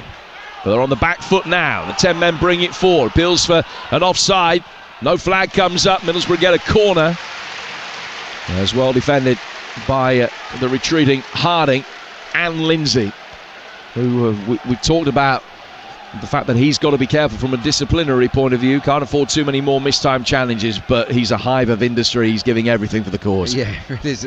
He's covering a lot of times in this match. He's got through some work rate. He's on his haunches now, breathing heavily, Jamie Lindsay, but you cannot You cannot question his commitment to the cause here, but I think they might have to take him off to avoid the red. In comes the corner, Hugo heads it away. Middlesbrough down to 10 after Dijkstale's professional foul at the end of the first half, denying an obvious goal-scoring opportunity. Rotherham made a mess of the free kick, but they've made the most of the numerical advantage in the second half with the Dolphins' goal. Here's Tommy Smith, though, for Middlesbrough. Low-driven ball in from him. Richard Wood gets it away and goes out for a throw, which will be taken on the Middlesbrough right. Ball boy threatened to languidly climb over the hoardings to get it, and then decided he wasn't going to, but it was thrown back for Smith to take it. Smith poking it down the line for Jones. Jones was onside, and then back to Jones again, and Bramall's got to be careful. Sweeps up, completes the clearance, concedes the corner. Middlesbrough with a good response here. Very good response, and they're getting in down the sides, aren't they? Last couple of minutes, the fullbacks overlapping. On this occasion, Jones is making run after run. He's looking to use his pace to get in beyond. 1-0 Rotherham lead it. McGree with the corner. It's headed away by Hugill. Back out for Riley McGree. Neat control on his thigh. And then he didn't make the move that Tommy Smith was expecting. He laid it off for Smith. A little wall pass, but he just stopped and admired his handiwork. Smith played it back to him, but only back to where he thought he was going to be. It's gone out of play for a goal kick. 59 gone, 1-0. And another change is going to be made. It's a Middlesbrough change. Now we're going to see Alex Mowat, isn't it? Mowat coming on, and it is Hackney that comes off. Yeah, impressed with Hackney. I mean, didn't do anything special particularly here, but some good passing. Looks really assured on the ball, and there's some good pieces of defending in that first half as well. I think for Michael Carrick as well, it's about getting game time to the squad players ahead of the playoffs, because you never know who will be needed in your moment of need, so you've got to keep everyone sharp and match fit. Yeah, it's a really difficult situation to manage, I would imagine, when you've qualified for the playoffs with a bit to spare. It's not as if your season is going to be intense as it is for the sides that are involved in the battle for sixth, for instance. They're going right to the wire. Every game's so important. That's not the case for Middlesbrough. Come back to that in a moment, as Borough, who are trailing both in terms of personnel and goals, a man down and a goal down. They're in possession. Barlasser works it back to halfway. Lenihan and Barlasser chipping it down to the Middlesbrough right-hand side for McNair. McNair for Jones, and gets the return ball round the back of Fosu. Then he just stops the ball. McGree will come onto it. Smith in space on the Middlesbrough right-hand side on the overlap. Smith coming in. Challenge comes in from Bramall, and we didn't win it cleanly. Fans don't like the decision. I'm sure it was correct. He certainly got a lot more of Smith than he got of the ball. It's a free kick to Middlesbrough round the edge of the penalty area. But just going back to that point, Clarkie, that it's a difficult one for Michael Carrick to manage, because you're in a position, you have the luxury of being able to give some of your key players a week off, but how do you really juggle it to make sure that they're not undercooked for when the business end of the season comes around? It's tough, and he's learning on the job as well, isn't he, Michael Carrick? He's not been here before, not been involved in the playoffs, has he? He's a Premier League player, so it's all new to him, and he's just got to go with gut feelings, I guess, on who to rest and rotate at the right times. But I think it's understandable that their results have been affected given the comfort of their situation, and I don't think they should beat themselves up about it, Borough, but that lack of sharpness as a strong starting 11, I think, is probably a negative heading into the playoffs. Yeah, beaten at Luton last week with a much changed side, losing at the moment here, but a chance to get back on level terms now. Free kick, 3 outside the penalty area. Barlasser swinging it in, good defensive header from a Dolphin, and then Wiles gets it further clear. Play back by Smith, down for McNair, take it down towards the corner flag, and then check back away from a Dolphin. Middlesbrough with plenty of bodies back. Barlasser can bring it forward, let's fly, and misses by some distance. Out of play. Rotherham well past the hour mark with its 1-0 lead intact. Yeah, another warm round of applause for Dan Barlasser, who they love here for his time at Rotherham. This time it's applauding that wayward effort. Never looked like beating Johansson, did it? And they've just looked to milk these kind of situations, the Millers. Take their time. It's about game management now. But I think what's happened is a little bit dangerous. They've certainly backed off, and they've allowed Borough to come at them. Shouldn't really be happening, should it, with the man advantage? So yeah, they're dicing with it a touch here, I think. Lenihan with possession for Middlesbrough. Back he goes to McNair. Down the right-hand side for Tommy Smith again. He's combining with Isaiah Jones. McNair has it once more. And we'll just turn and go back for Zach Steffen. Rotherham 1, Middlesbrough 0. Just in terms of the stats, even in this second half, possession is 25-75 in Middlesbrough's favour. Yeah. And they've only got 10 men. Yeah, and if I'm Matty Taylor, I'm looking to change that if I can. They can't score if we have the ball. That would be my message. And when you've got that numerical advantage, you've got to use it. You've got to. You've got the spare man. And it will give the defensive guys a breather. I think that Bramall and Harding in particular have been overworked at full-back. It should almost be a cruise, but it's anything but for Rotherham at the moment. It's all Middlesbrough. Well, certainly show no signs of being able to add to the lead given to them by the only shot on target they've had all afternoon. Middlesbrough have only had one as well. That officially has actually gone down as a block shot because Richard Wood cleared it off the line. So their line showing as no shots on target, although but for Wood coming back and clearing right underneath the bar, they would have scored through McGree early on. But that's the best chance that they've had. Smith's got possession, worked forward towards Isaiah Jones. Now Chuba Akpom, who we've seen very little of. I haven't really mentioned the 27-year-old too much, but such a potent presence. Wood's given him a little shove. He's gone to ground. Middlesbrough win it back. Now Akpom still sitting there, pleading with the referee. Meanwhile, play has gone on and Borough have won it back again. Smith down for Barlassa. 25 to go. 1-0 to Rotherham against the 10 men from Middlesbrough. 10 men dominating possession. Paddy McNair's got it at the moment. McNair for Smith, and he'll go back inside his own half. Steffen, 20 yards outside his own penalty area, just a little drop of the shoulder. Hugill bought it, and Steffen then calmly side foots the ball forward towards halfway again. I reckon he could play centre mid, Zach Steffen. No problem at all. Yeah.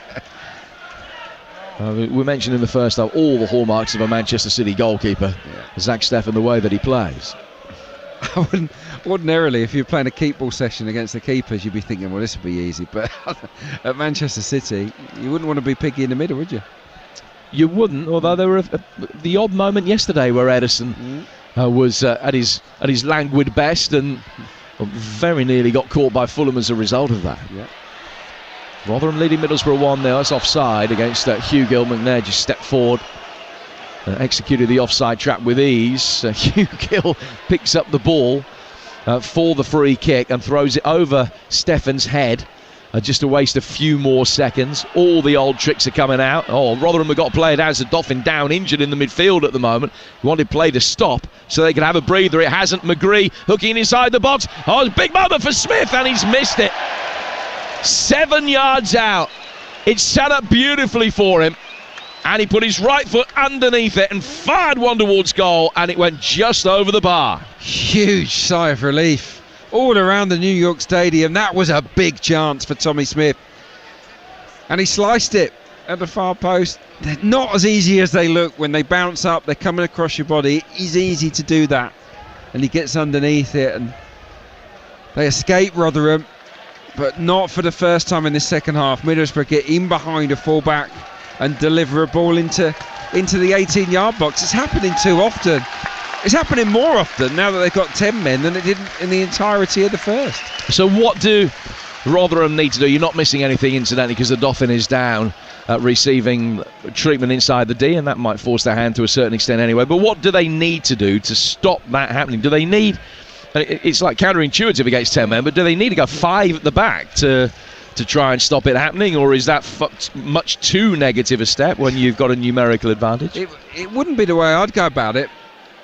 Just tell them to do the job better. Yeah, I think so. I think be a bit more proactive higher up the pitch, like they were in the first half. And I get the fact that if you go and press and you commit bodies, it might leave you short, but it wouldn't half affect the quality of the service into Akpom and the wide players if they were to do a little bit more on halfway or even inside the Borough's half. At the moment, they're just dropping onto the edge of their box and letting Borough come at them. And because they've got good movement, they're creating these overloads unbelievably around the fullbacks and causing a lot of problems.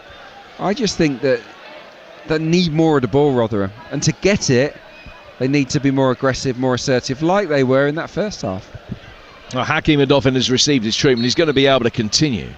The benches, incidentally, those left on the bench for Rotherham: Kelly, Hjelde, Kioso, Keena and Hemfrey. For Middlesbrough: Muniz, Crooks, Finch, Belongo and Roberts. Odoffin, I'm sure not through naivety but through an attempt to waste a little bit of time, and that's how the referee sees it. He's booked him. He came back on. He was just waiting. He's received treatment, come over to the near touchline as he has to do. He hadn't been given permission to come back on. So they're just waiting for Johansson to take the goal kick, and he sauntered on to within 10 yards of the centre circle. And the referee said, no, you can't do that. You know you can't do that. So he's booked him for it. Yeah. They are going to make another change. Hjelde's going to be on in the next break of play. Yeah. Interesting. Yeah, maybe cautious move. But yeah, I think it was just naive there from Odoffin. I don't think he was trying to eat up more time. I just think he thought that he could just saunter back on when he wanted, but you can't. And actually, by the letter of the law, it is a yellow card, as sort of pointless as it seems. Keith Stroud, the referee, with he's not the tallest. The shorts are a little bit too long for him. Come down almost to his knees. Bermuda style. He's got his shirt tucked in with the Simon Cowell high waistline. He does look like an extra from Kes as a schoolmaster. He's refereed the game for a while. I shouldn't be rude. They are long shorts, aren't they? They go up very high. They're proper long shorts. Very long shorts. He feels like he's been around a long time as well, Keith Stroud. Oh, he's a good ref. He's a good ref. I think he's got all the big decisions correct today. Yeah, well, Leo Hjelde, who's about to come on, is a centre half. So it could be a back five. So he's the first man on. Odoffin isn't going to be able to continue. So Hjelde for Odoffin. Hjelde, the son of Jean-Arf Hjelde, the former Nottingham Forest player, Norwegian, who's on loan from Leeds. Odoffin leaves the field and he turns and applauds all four sides of the ground. He's done his work today. He's given them the platform. All they got to do is protect it.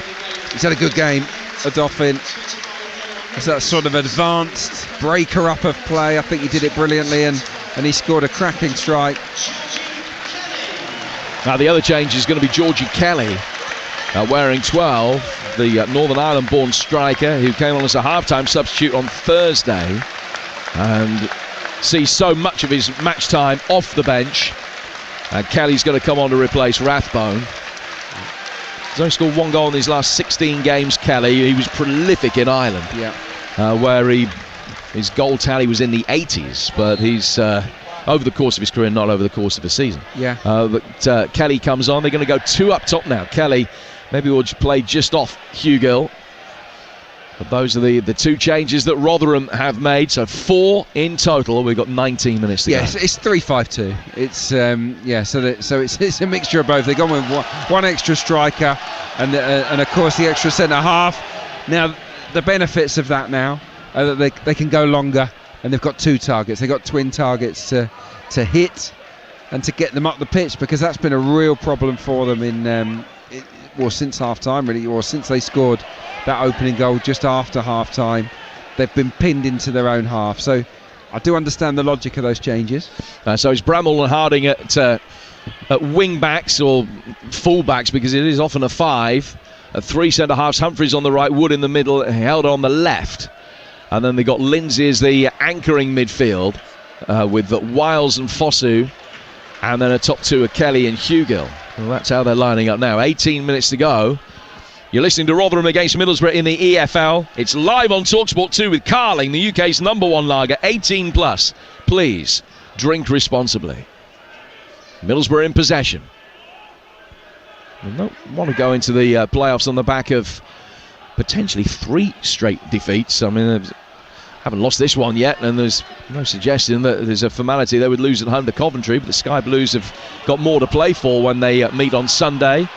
Here's Kelly trying to get on the end of a Hugo flick, and he's been brought down around the edge of the area from Lenihan, and the referee says no, he hasn't. That was a collision, and play is allowed to continue. Wow. And if he deems that a free kick, that could be a red card as well. And has he deemed it not a free kick because he's already given one already? That is my view there. That was a clumsy challenge. He is the last man. Hugo was away. I think that's a red, and I think that's a foul. And Matty Taylor is on the pitch. He is fuming. Well, Wayne Carlisle is Matty Taylor's right-hand man. He's telling his players just to calm down. Matty Taylor, we talked about earlier, he's hardly a study of emotion, but he's just having a word with Nigel Lugg, the assistant referee, right in front of us, to ask for the vindication, really, for the non-decision around the edge of the penalty area. Well, the decision was made that it wasn't a foul, but it looked like a foul to most, and I think Lenihan will probably feel he got away with one. Undoubtedly, he did get away with one. Okay, was it deliberate? I don't know. We can't tell, but it was a clumsy challenge, and I feel it was a definite foul. And if it's a foul, it's a red. And I believe that Keith Stroud has backed away from making that decision because he's already sent one player off for a professional foul. And that should not come into play, Keith. It shouldn't. Well, he's 2 yards outside the penalty area. He was the last man. It was a clever flick. A good interplay between Hugill and Kelly. The first time we've seen those two working really effectively in tandem since Kelly came on. And just Lenihan got done. And it was a collision. And if there was intent, and it looked as though there was, then he's clearly, it is a professional foul. He has denied an obvious goal-scoring opportunity. There's no way Lenihan can come back. And the striker is clean through on goal. It's one of those. It was well disguised in terms of an accidental collision between two players, but I do think that the defender is likely to have known what he was doing. I think he could certainly have avoided Hugo, and he didn't. And for that reason, he is very, very lucky. Well, it's a massive moment. We talked about the one in the first half being a big moment. That could be an even bigger moment. Jones has kept that in, and then he's pushed inside the penalty area. Referee says no. Goal kick. Wow, that could have been a penalty. Jones can't believe it. Has he just evened that up? I think he might have done. Wouldn't be the first time an official has done that. Look, it looked like he was tripped inside the box. I thought, very clear penalty. and the Rotherham fans are still battering the referee. Well, the chorus from the Middlesbrough fans came, "You're not fit to referee," when the penalty wasn't given at when the red card wasn't given at the other end, and then the Rotherham fans joined in. You know you've had a bad 5-minute spell, or when they're all going for you. Yeah. I think we gave him the curse, didn't we? We sort of talked him up as an experienced official, got all the big calls right. Well, in fairness, we haven't seen replays. He's much closer. Yeah. And I would be more than happy to stand corrected, but looking at it in real time once, it looked like a red card and it looked like a penalty. But I'm no referee. Here's McNair. He'll play it forward through the midfield. After 3 minutes of intense excitement, it is still Rotherham 1, 10-man Middlesbrough 0. And it could have been Rotherham 1, 9-man Middlesbrough 1. The bottom line is, as things stand right now, Rotherham will be safe. The ball is played out to the Middlesbrough left. You feel that there are still some big moments left in this game. Boller. Back for Akpom. Akpom trying to get Jones in, but it's overhit, and Johansson sprinted off his line and swept up very well. Threw himself at the ball and then got his body between it and Jones to protect it. And he'll waste as many seconds as he thinks he can get away with before punting it back upfield. 13 to go, but 3 or 4 minutes of stoppage time to be added. So still the thick end of 20 minutes for Rotherham to survive here. Yeah, and the message I'll pass on to any fans of Huddersfield or Reading is that Borough want this. They're going for it. There's no laying down here. They're showing a good attitude. They've even gone with 2 up front. Isaiah Jones has now joined Chuba Akpom in attack. It's 4-3-2. So, and Jones, I've been watching him. He's making run after run after run. They don't find him very often, but it only takes one good run and one good pass, and he's away. Matt Crooks is going to be coming on in a moment as well. Another former Rotherham player. Smith with a low ball inside the penalty area, and a miscue from Wood. Just drops delightfully into the hands of his goalkeeper. There's no way that could be deemed to be a deliberate back pass. He was trying to clear it, but it's just bobbled off the top of his foot, taking all the sting out of it, and gone perfectly back for his goalkeeper. 12 to go. Rotherham 1, Middlesbrough 0. Jones, not necessarily a guaranteed starter for the first leg of the playoff semi-final, and he's playing like he feels he has a real point to prove here. He's certainly been a study of effort. And he's got it again now. Takes it down towards the right-hand touchline. Was a late challenge coming in on him from Bramall, and that'll be a yellow card. Yeah, no complaints from Bramall there. He's cleaned him out on the touchline. Yeah, Jones has been good. I mean, he came to prominence last season as a rampaging right-back, but I don't think Carrick sees him like that. I think he thinks he's a winger that can even do a job up front. So, yeah, it's funny how different coaches see different things. Well, the change that Middlesbrough make will be the withdrawal of McGree, and Matt Crooks is on to replace him, and he's another that gets a really good ovation from the Rotherham supporters, some standing to applaud him. He played nearly 100 games for the Millers, went down in his first season, up in his second, down in his third, but he made a great contribution to life in his 3 seasons here. He's hardly started in recent times. He's making a good run forward here. Akpom can't find him. Didn't try and find him in the end. He arrowed one in towards goal. It's taken a deflection off the boot of one of the Rotherham defenders on its way over the top left-hand corner, and it's another Middlesbrough corner. Well, it was a good run, wasn't it, from Akpom, coming from deep, drifted past a couple of bodies, tried his luck from 25 yards, just took a little nick. It's behind for a corner, but you can't fault the attitude of the Middlesbrough players.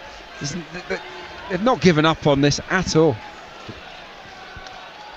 Middlesbrough's 8th corner, sent high by Mowat towards the far post.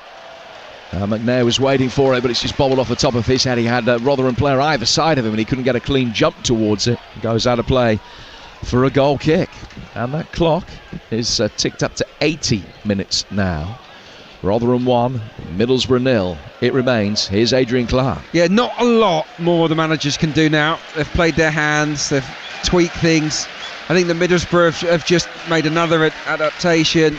Jones has gone, basically it's 4-2-3 now. Jones right wing, Crook or inside right wing, Crooks inside left up front with Akpom down the middle.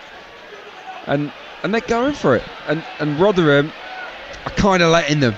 They've retreated too far, in my opinion, and allowed the visitors to get up ahead of steam in this second half, making heavy weather of it, really, the Millers. Nerves are prevalent, there's no doubt about that. Don't forget, following our coverage today, Dan Windle brings you all of the fallout from the weekend's football on the EFL show, with the brilliant Sean Derry alongside him as his studio guest. That's at the conclusion of this game at 3 o'clock. Akpom back for Tommy Smith. Barlassa, foul by Kelly. And a free kick to Middlesbrough, 10 yards outside the penalty area, level with the right-hand side of the box. Well, that was daft. That wasn't clever from Georgie Kelly. No need to make a challenge, and Mowat, we know, has got a great delivery. Absolutely superb from these kind of situations. Got a wand of a left foot. And they've sent the big guys forward, and Crooks is massive, isn't he? He's really dangerous in these kind of positions. Paddy McNair has an excellent goal scoring record too. It's taken short to Mowat by Smith. He then gets it back on the edge of the penalty area, rides the challenge from Harding, played out to the left hand side of the box. Jones back for Mowat, clipped in, Akpom beaten in the air by Johansson, and that's another episode of danger successfully navigated by Rotherham. I don't know what they were playing out there. Mowat has just clipped the ball in. They tried to play the short one, and he ends up having to skip past a couple of tackles. He's going sideways across the pitch, going nowhere. That was a waste for Middlesbrough. Not sure Michael Carrick would have been happy with that. Now we've got more live football coming your way here on Talksport 2 later. Arsenal women against Wolfsburg in the Women's Champions League semi-final second leg. Here on Talksport 2, 5:45. It's beautifully poised, 2-2 from the first leg. It's a sellout crowd at the Emirates. 60,000 there tonight. Joe Shannon, commentator amongst them with Courtney Sweetman-Kirk. Then over on Talksport, Leicester-Everton, 18th against 19th. Winners outside the bottom three with less than a month of the season to go. Sam Matterface and Andy Townsend talking through the action from the East Midlands tonight. Leicester against Everton. Two great games. Two brilliant games. Yeah, I'll get back for them. But yeah, I'd like to have been at Emirates tonight. I think it'd be a special occasion, especially if Arsenal women can win. Their four best players are out at the moment, of course. Mead, Miedemar, Kim Little, Leah Williamson. Be some story if they can make the final. That'll be a great achievement, and we'll find out together on Talksport 2. 5:45 tonight. Then tomorrow, it's Arsenal-Chelsea in the Premier League. Arsenal hoping to return to the top of the table. If they do, Manchester City can usurp them Wednesday when they're at home to West Ham. City now needing a maximum of 15 points from here to win the title. Haaland a goal short of the all-time Premier League record in a single season. We'll hope for number 35 and beyond. And we've got those games for you on Talksport, both 8 o'clock kickoffs, Tuesday, tomorrow and Wednesday. And here and now, it's Rotherham 1, Middlesbrough 0, 6 to go. Borough down to 10 men, still with the majority of possession. Lindsay in there battling, this time wins the free kick. The latest skirmish with Jones awarded in his favour. And then he acts as the conductor of the musical choir of the Rotherham supporters in the Ben Bennett family stand on the far touchline, just asking for a little bit more volume and noise for the minutes that remain. They're getting closer, but they're not there yet. They're not there yet, no. But when you consider that a draw is almost certain to be enough, and they've put themselves into a great position, it hasn't been convincing. The second half has been poor, I would say, from a Rotherham point of view. But they will not care one bit about the performance. It's all about the result today. And thanks to Doffin's excellent strike, they're within the whisker, aren't they? He's just been announced as the sponsors man of the match, incidentally. 5 to go. Jones back inside his own half for McNair. McNair will venture over the halfway line here for Middlesbrough. Played in behind Crooks. Crooks to Akpom. Akpom trying to take it on. He was fouled by Lindsay. Free kick to Middlesbrough. Now Mowat resisted the temptation to have a crack from the last one. He might not resist the temptation the second time. This is just about in position A for him. It's 8 yards outside the box. And the angle favours the left-footed shot. I'd shoot from here. Yeah, definitely. Left-footed. It's within range. You've got to attack it. You've got to put your laces through it. I think, that said, I think he fancies it. I think Barlas is over it. And this will be a little clip, but there's not a lot of angle to play with. He might go wide to Jones. Well, they're lining up a two-man wall. Yeah, they think he's going to cross this, don't they? Yeah. Well, it's a massive gamble that he's going to cross it.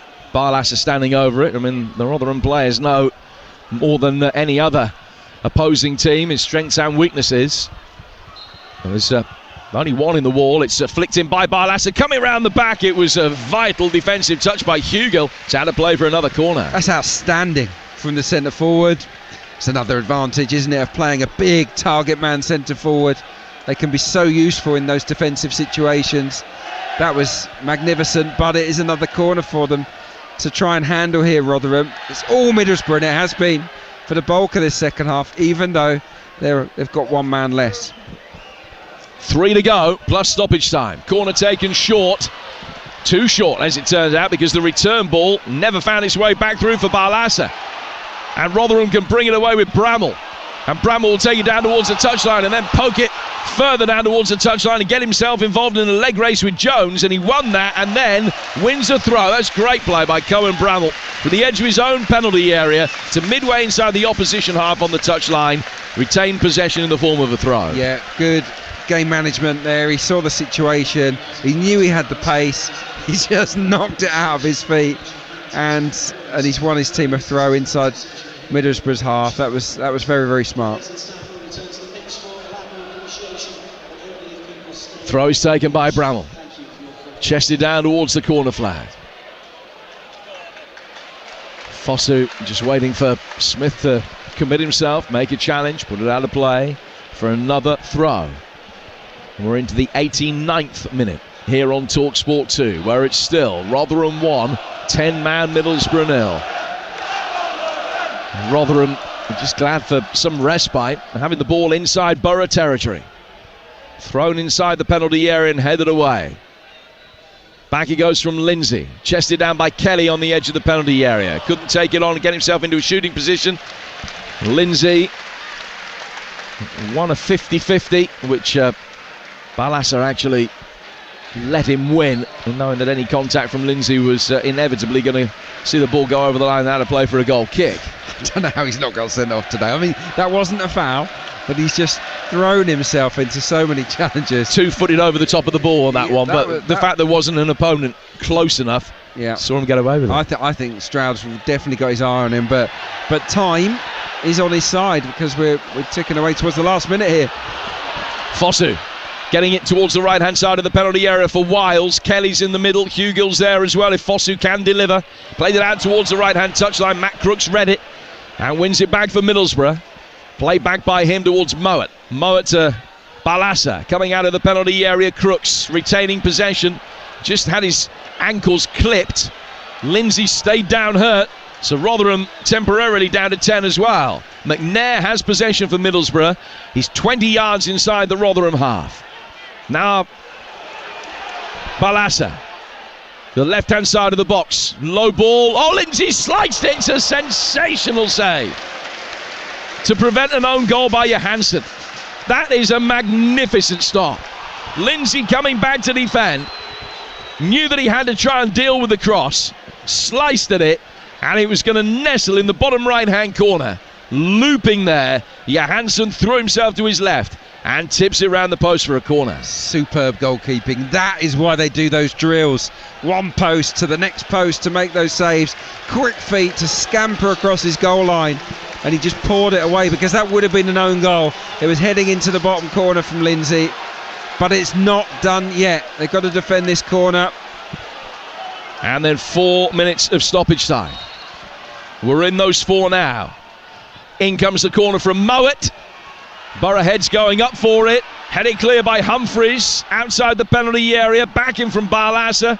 Kjelda gets it away. And then Fosu will help it further clear. Perhaps had a little bit more time to bring the ball under control. Every Rotherham fan seemingly getting to their feet and waving the Millers back line out here. Jones, as he come back from an offside position, referee says no, but he's given the free kick against Jones for shoving Bramall to the ground. Free kick to Rotherham, just outside their own penalty area. By the time they've taken it, we'll be in the second of the 4 minutes of added time. 1-0 to Rotherham, and that's enough for them to stay up. It is, and by the skin of their teeth, because this second half has been agony, really, for the fans around us, the home supporters. I mean, but they are determined to try and enjoy this moment. On their feet around us, we are staying up. And it looks like they are. They've ground it out. Well, even if they were to concede from here, they'd still be all but up. It was a defeat that massively compounded the relegation issues. Sure, they're going to be able to avoid that, but they want to get the job done here and now. They've got 2.5 minutes to survive. Ball is over on the Middlesbrough left, inside their own half, with Crooks. Lay back for Stefan.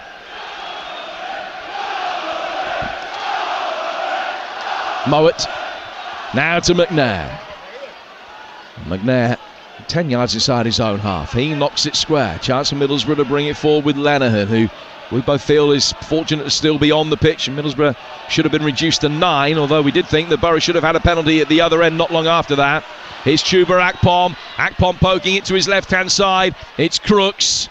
Crooks outside the penalty area. Back from Balassa. Now Tommy Smith looking for the right ball, wins a corner off the retreating Hugill. Some of the Rotherham fans to our right can't bear to look. Corner taken short, but I don't think the ball was stationary, so they're going to have to retake it. Just adding to the drama. 90 seconds to go. McNair forward. Crooks inside the penalty area. To 5 Middlesbrough players inside the box. Every man jack back for Rotherham. Swung in very deep towards the far post. Headed away by Harding. Back in from Barlasa. Crooks News in an offside position. And then, as Johansson catches the ball, Akpom stands his ground. And they fall into each other and both go to ground like they've been knocked out. Yeah, well, thankfully they're both on their feet fairly quickly. Akpom jumped up. I think there's complaints from Johansson, but in a few seconds' time, I don't think it'll be too fussed, Johansson. It does feel as if Rotherham have done enough here. Not convincing against the 10 men of Borough, but they've shown good collective fight and organisation and character, and they have been resilient. And over the course of the campaign, I also feel they're worthy of preserving the championship status. 20 seconds to go. Middlesbrough with it inside their own half. Barlasa turning into the midfield. Hasn't got an obvious pass to play, so has to turn back the other way away from Wiles. Now Middlesbrough work it down towards the right-hand side of Smith's head. Goes out of play for a Rotherham throw, and that should just about be that. The 4 minutes are up. It is only a minimum of 4 minutes, of course. But those choruses of "We Are Staying Up" now being delivered with real conviction.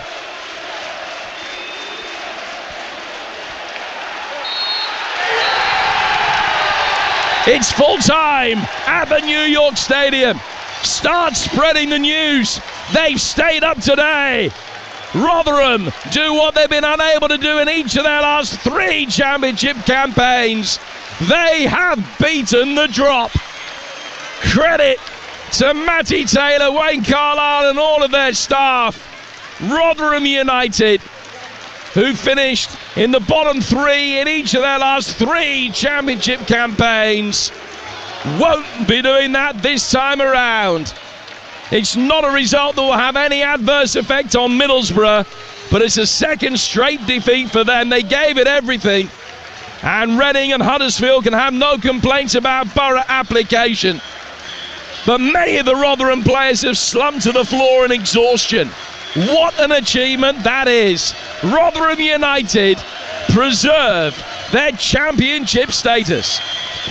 Yeah, huge congratulations to Matty Taylor, Rotherham players, the Rotherham supporters. Great scenes here in Yorkshire, really are. Everybody together, and it was really noticeable there. Matty Taylor went straight to the keeper, Victor Johansson. I think he knows the role that he has played over the course of this campaign. He's been outstanding between the sticks for this football club. And they're a team, aren't they? They're not full of standout individuals, Rotherham United, but because they are a collective, because they're all on the same page, because they play like they're a family, they've got enough points on the board to stay in the second tier of English football. And for a club this small, and they are still a relatively small club, I think that's a great achievement. Only their second win in 10 games, and it was only secured by a magnificent save from Victor Johansson, preventing a Jamie Lindsay own goal as the game went into stoppage time. A game of controversy, 1 red card, could have been another, probably should have been a penalty as well. Middlesbrough will hope that if they didn't have luck with that spot kick decision, they're saving that up for when it really matters. But Rotherham have got the job done. So it's Wigan down, Blackpool down, and now we know it will be Huddersfield or Reading who join them, because Rotherham are safe on Talksport 2. Outstanding work as ever, Jim Proudfoot. Thank you. Willing them on, finding a way. Sometimes it's just about as simple as this, finding a way. And now you can hear the chants. We are staying up. The Millers fans, rich in voice. Sure had to hang on Rotherham, didn't they? They are a championship club. They retain their status this afternoon. Very quick follow-up on Borough. Adrian Clark, top work as ever as also, sir. Back-to-back defeats. Heading into final day. Back-to-back defeats from Michael Carrick's side. Heading into the playoffs. Yeah, not ideal, that is for sure. Obviously failed to score here today as well. So no, look, they've got no momentum coming into the playoffs, which will disappoint Michael Carrick, but they've got a lot of injuries at the moment. He's having to rest and rotate and protect the players that are fit and available. What I will say is that the attitude was great, even with 10 men. I mean, they took the fight to Rotherham. They've had 77% possession. They've only had 10 men for half that match. It's quite remarkable, really. They did their best, but ultimately we all know, and they know, that their big matches are yet to come this season. Their season isn't defined by what they do here. It's what happens in a week or two's time across those playoff semi-finals. So, but yeah, I don't think the preparation is ideal, and Michael Carrick would admit that too, I'm sure. Jim Clarkey, top work as ever, boys. Safe trip home. Thank you. Thank you, Cheers. Dan. Rotherham are staying up. Just one of the many talking points, the raft of talking points to come next on Talksport 2 on the EFL show. Sean Derry is live with me, Dan Windle, next.